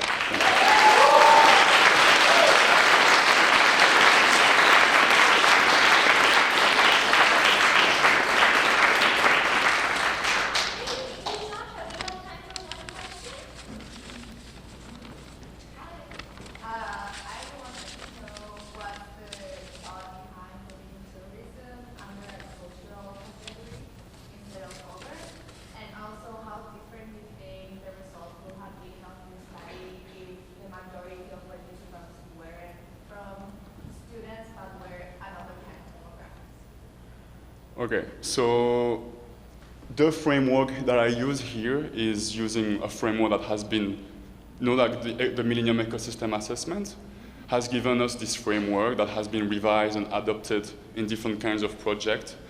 And tourism, is more specifically ecotourism, is considered as a cultural service because it's not a regulating service and it's not a provisioning service either. So it's kind of like it had to be somewhere, somehow, because it definitely contributes to the economy and to the culture of a place and the way ecosystems are treated thereof. And so following these frameworks, I included in cultural services as well. Your second question is about demographics. Demographics is not included here, and so basically 17% of the respondents were students, probably from Quest. I don't have the data exactly. 30% of the respondents were from an academic background, so librarians, teachers, and then there was quite a nice diversity of people being in extraction sectors, being in architecture, in legal occupations, in different kind of sectors. Then I have not checked how my sample of 83 people reflects the proportions, like the demographics, the larger demographics data sets. I have not checked that yet. So I don't know who is reading what the most exactly. This will be a next step in the study. Great. Yeah.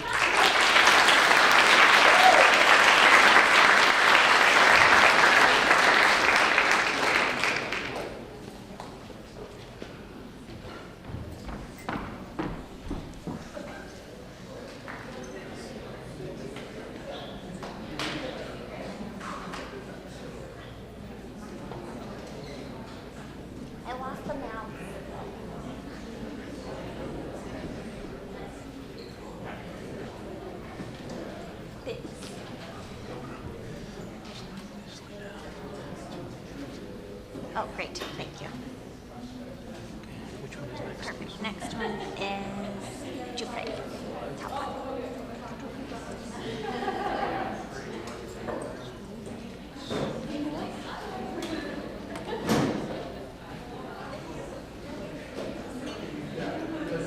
Oh no, this one. Yeah, this one. Perfect. Thanks so much. Great, thank you. All right, everyone, we're ready to get started for the fourth speaker. So I'd like to welcome Tristan Jouffret, and he will be talking about off-the-map GIS analysis of urban ecosystems.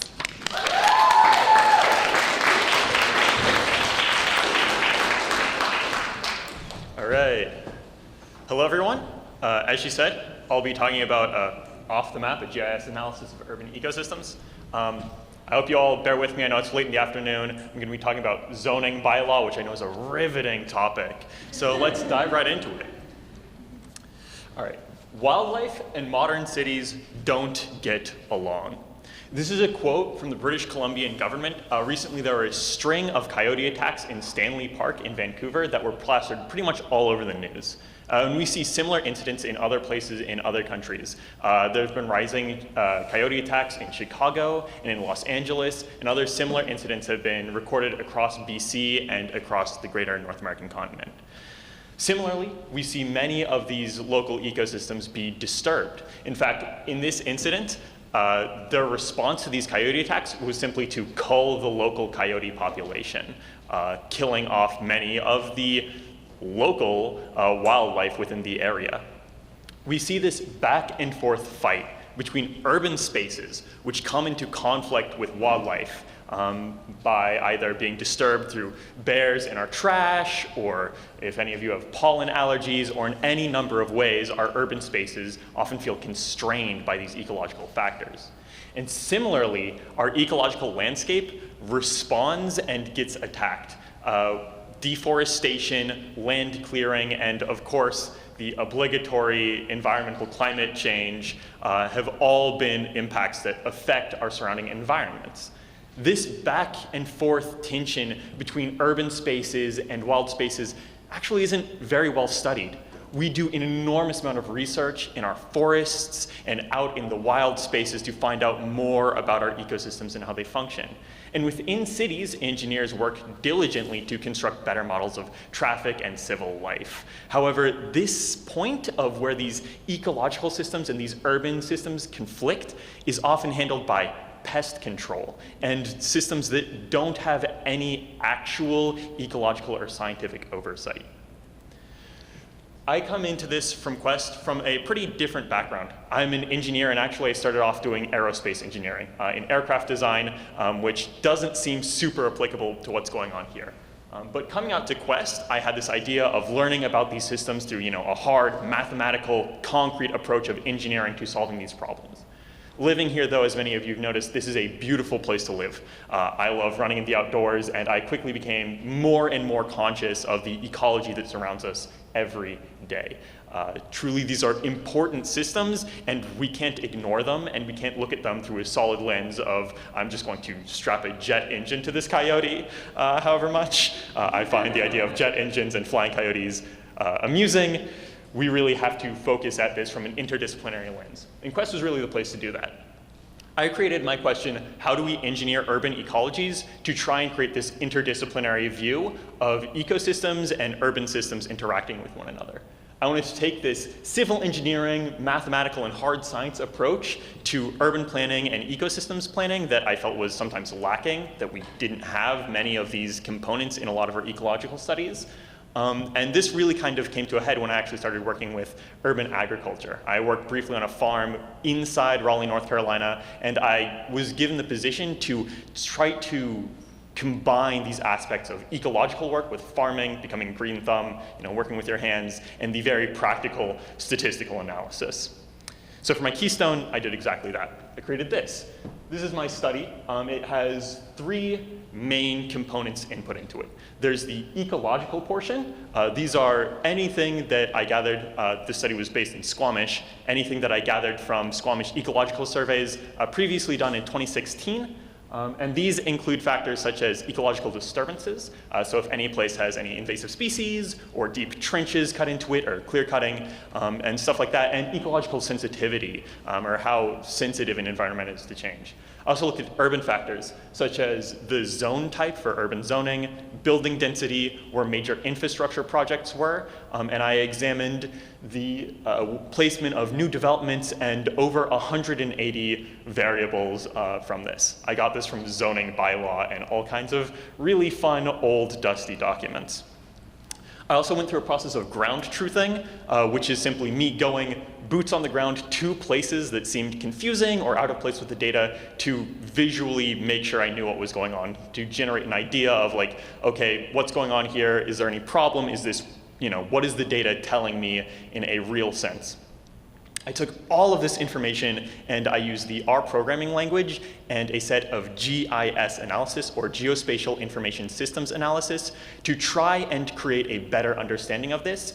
And from my understanding of how these two systems interact, generate a set of intuitive maps which people could understand, and real urban planning solutions which could be implemented to try and better our community. This is one of those maps. So this is actually a pretty simple map for the things we're talking about, and this is just the different types of urban zone here in Squamish. To try and help orient you, Quest is right there. And the north is obviously up on this map. We have huge resource zones, parks, downtown Squamish. And this setup here just lets us see both how interesting Squamish is and how complicated all these zones are. But using this, I'm able to look at things like where our parks are, where our green spaces are. Are there going to be lawns here? Are there going to be trees? What's going on here? This map served as the background for a more important map in my study. This here.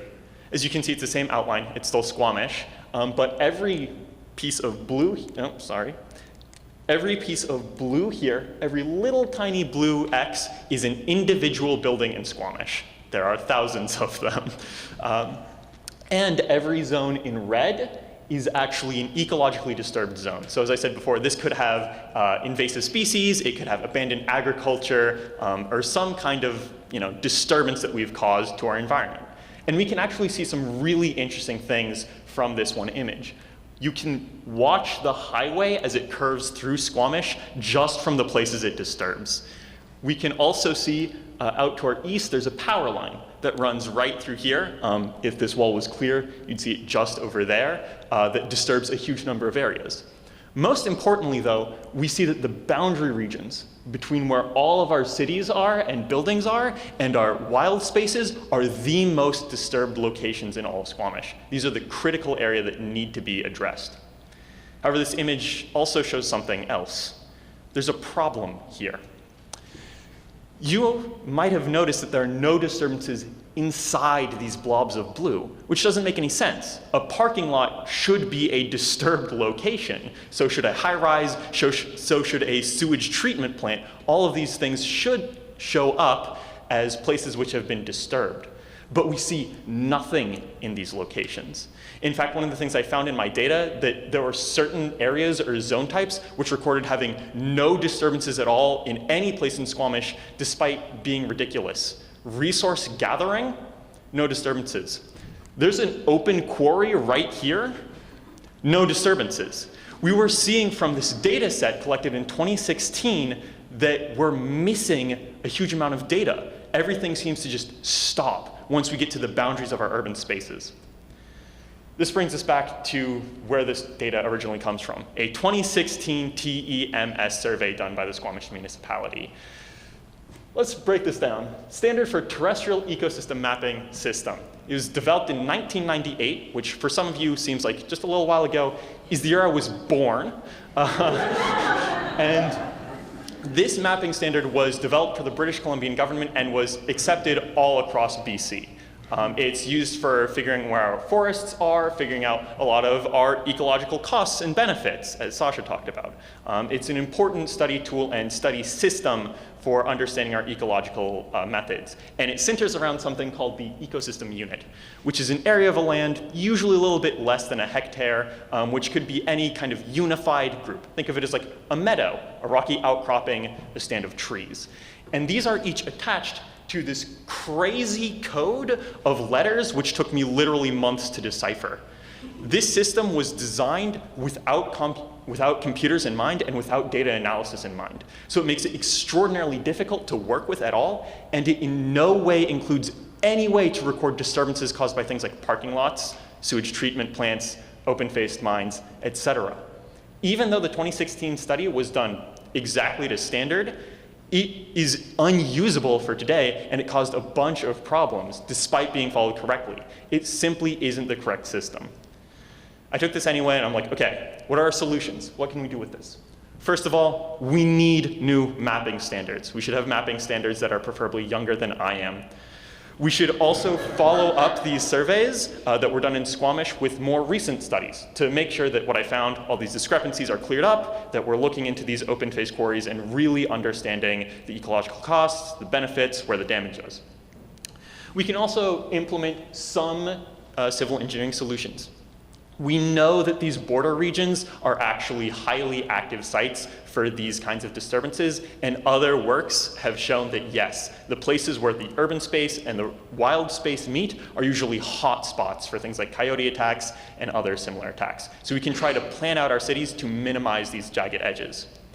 We should also plan out where our green areas are more effectively so they're not overlapping with industrial zones, and try to reduce the amount of managed lawns. I didn't get too in-depth with it here, but if you want me to go on an hour-long rant about homeowners associations and lawn plans, I am more than willing to chew your ear off about it. But we can plan where these things are, and we can try and create new cities that minimize these risks and try to reduce this tension between urban and wild spaces. This wouldn't have been possible without a huge list of people, so I'd like to thank them, and I'd like to open it up for any questions.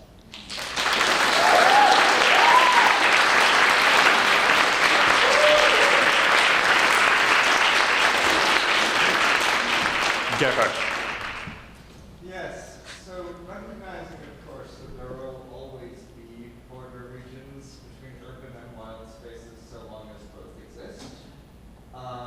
What are some possible solutions beyond reducing the size of those border regions to minimizing conflict within them? Is it as simple as just walling off cities so that animals don't get into them, or are there ways of making them less hostile spaces or less frequented spaces? So this is actually a really hot topic in the ecology community. People try really hard to wall off wildlife. You will find it is very difficult.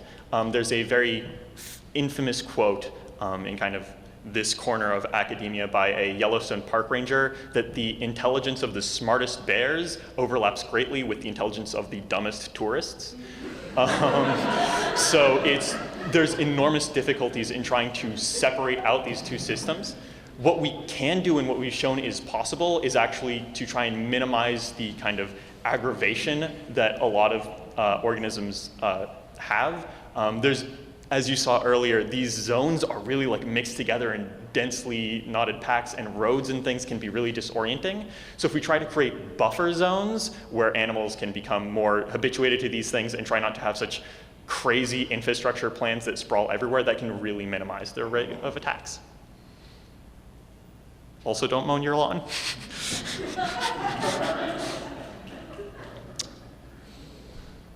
Anyone else? Great.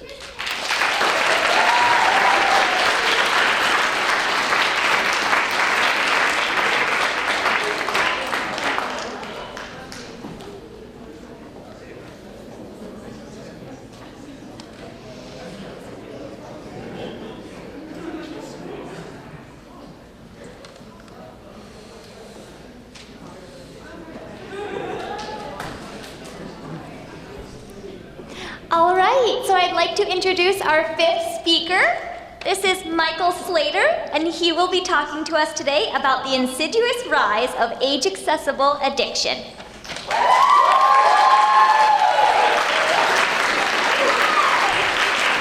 Alrighty. Hi, I'm Mike.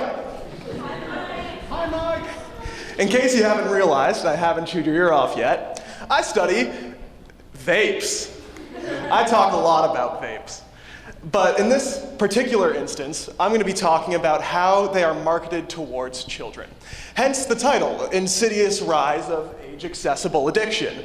If nothing else, it is accessible, so good for you. But in my Keystone, I actually go more into the health of it. I understand chemically what's going on in your system when you vape. I understand what biomechanics take place.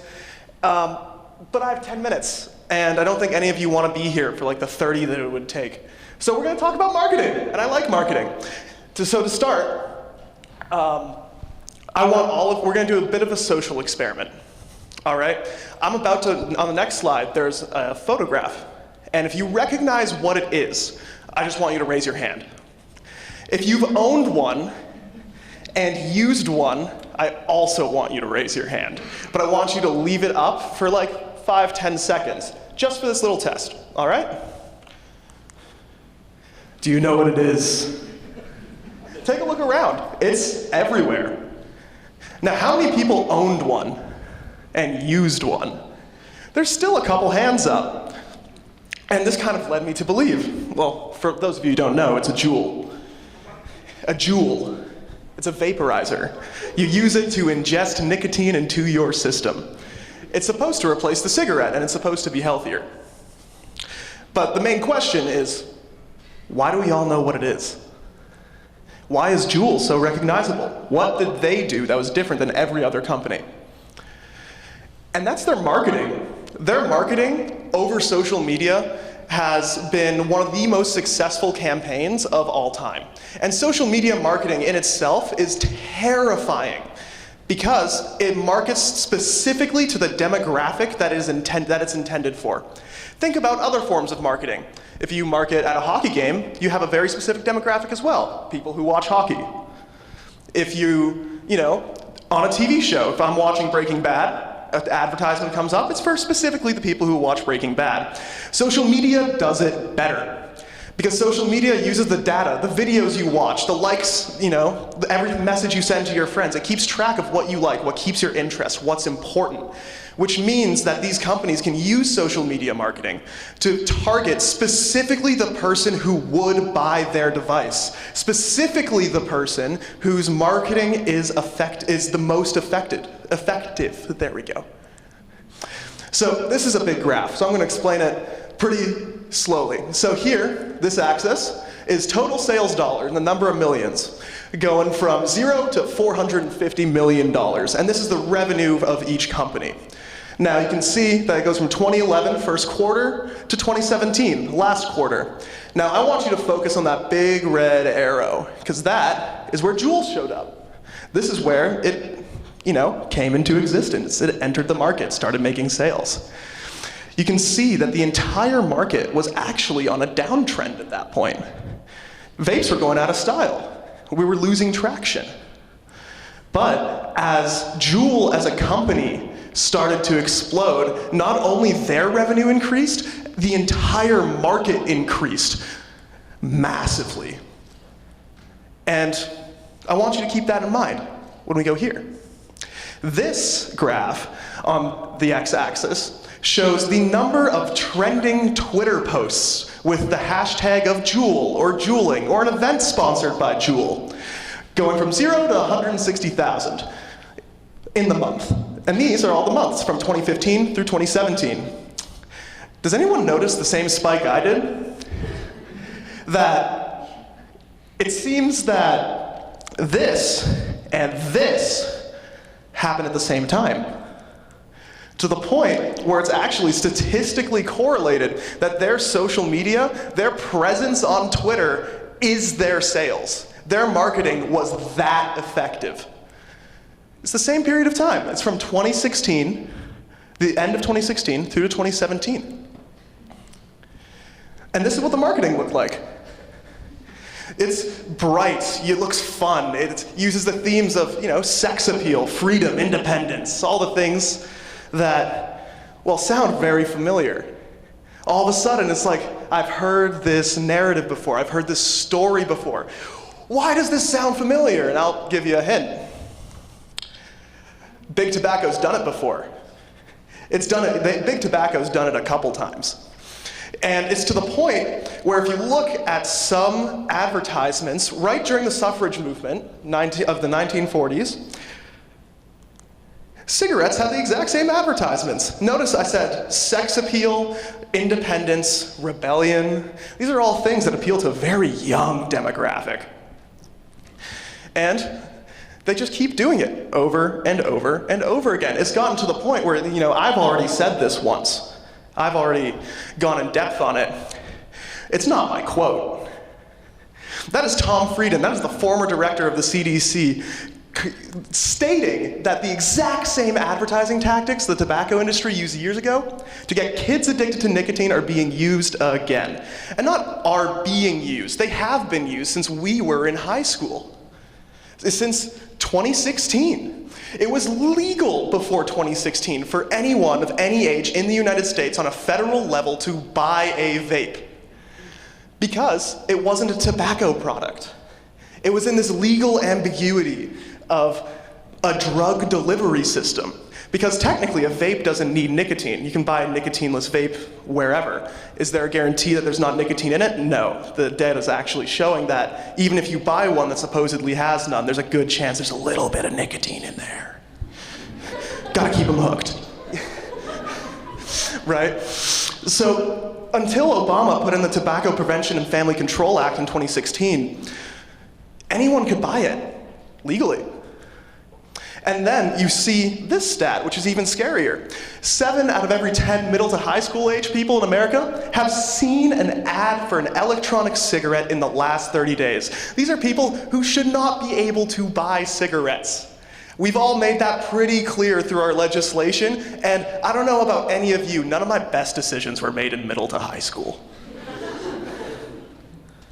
1 in 17 high schoolers vape daily, and that number only continues to increase both at the high school level, where year after year more children start vaping, but also as you go into university, it seems the numbers only continue to increase. So when you think about everything I've laid out for a second, keep in mind that this is our generation. These are the people who are graduating today. These are all the people who are at this university. Because this is middle to high school students in 2015 to 2016. I was in grade 10. I saw these advertisements. And I'm about to tell you a story that my parents in the back have never heard. Which is, I vaped for the first time when I was in grade 9. I was in the back of a school bus coming back from a field trip, and someone handed me something that looked like a pen. And he said, if you breathe into it real slowly, it's going to taste like root beer. I was like, that sounds delicious. Yes. So I hit the vape pen, and then to stop, we're in the back of a school bus, keep in mind, to stop it from escaping and the teachers knowing, because I knew it was bad for some reason, we'd hide it in Snapple bottles and then disperse it outside once we left. To stop the bus from becoming a terrarium of root beer and testosterone. But regardless, it still happened. I was exposed to it at such a young age. And now people are still being exposed to it, and it's a trend. It's a repeatable trend that has happened over generations. Every other form of nicotine consumption was on the decline. And then vapes hit. And then Juul, the perfect case study about how to advertise it, revived the entire market. We need to find a way to change the ethos of big tobacco just from making money off of whoever's the easiest target to actually caring about the welfare of their consumers. But that's impossible because they're a business and they're going to care about money. So we need to make it somehow possible through public policy for them to only make money if they care about the health of their consumers. Otherwise, marketing tactics like this and the health effects that will follow are just going to continue over and over again every time a new system of delivering nicotine enters the market. And that's pretty much it. I want to thank everybody on the screen behind me for getting me started or, pushing me down the road of studying vapes. And, thanks for listening.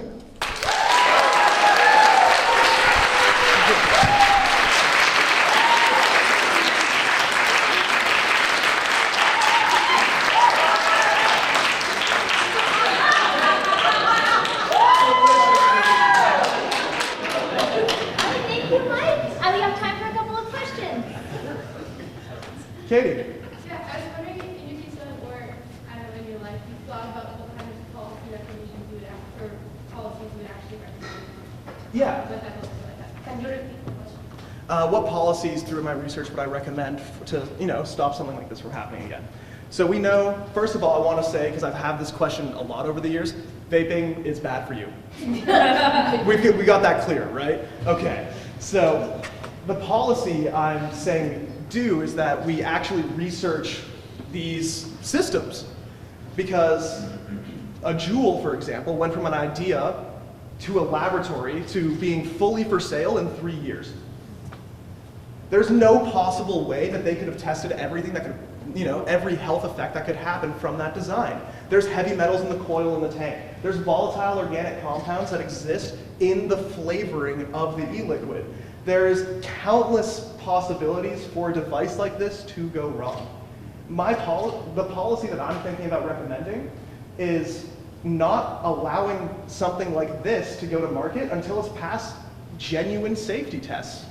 And the ones that the FDA are currently running are not only very vague on all of their descriptions, but it's a case-by-case basis. So like, as I tried to access it, I couldn't even find out what their measurements of acceptable exposure to chemicals were. And considering that in a study in 2018, it was, I think, somewhere around 48% of vapes were found to have enough lead in them to contribute to chronic lead poisoning with consistent usage. So clearly something needs to be changed, and we need to change how we look at this entire market, or it's just going to happen again. Gerhard. Yeah, so one thing I find quite alarming is the fact that the same advertising techniques, of course, have worked consistently for the over half a century that they've been employed. And public policy then has some wonderful elements, but there's the problem that inevitably you can only put policy restrictions on certain things, on things that are known or predicted to exist. So my question would be, is there also an element of teaching advertising resistance to people?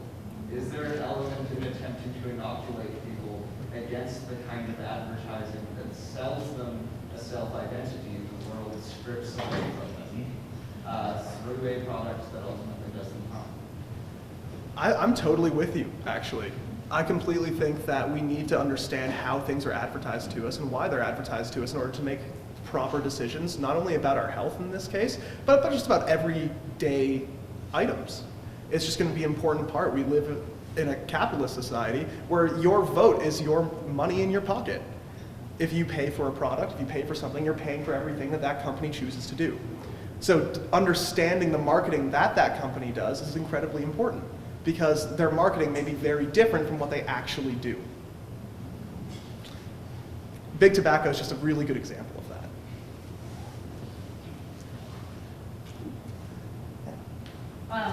I was wondering if you could comment on how the quality of discreteness and how that has influenced the market, particularly with the Juul, as it comes across and it looks like just a tiny little flash drive. Makes it very easy for high schoolers to A, get a Panda, B, have teachers not notice that it's there, and C, vape in the bathroom because it doesn't really smell like anything. Yeah, that was another huge issue with people trying to sell vapes or ENDS products as a smoking cessation device, is that smoking now has a ritual associated with it. Because we have policy in place, you have to find your smokes, find your lighter, go outside, stand out in the cold and rain, light up, and then go back inside. There's a rhythm to it. The issue with vapes and the reason why it's so common for people to use a vape so consistently is because there's no ritual. It's just an instant hit of dopamine because it doesn't smell that much. It's easy to hide. It's easy to get your hands on and make sure that nobody knows. It's a huge part of how they got so unbelievably popular so fast. Great, thank you, Mike.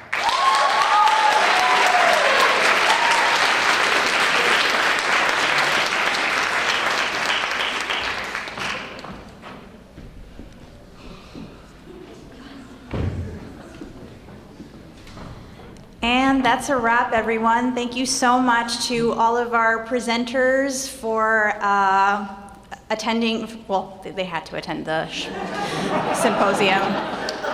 Sorry that this is part of your deliverables, so you will pass for those of you who presented today. But thank you so much to our presenters. Thank you so much to our audience for coming out here and engaging with all of this brilliant work. We hope you will join us again tomorrow for another full day of terrific presentations. See you tomorrow.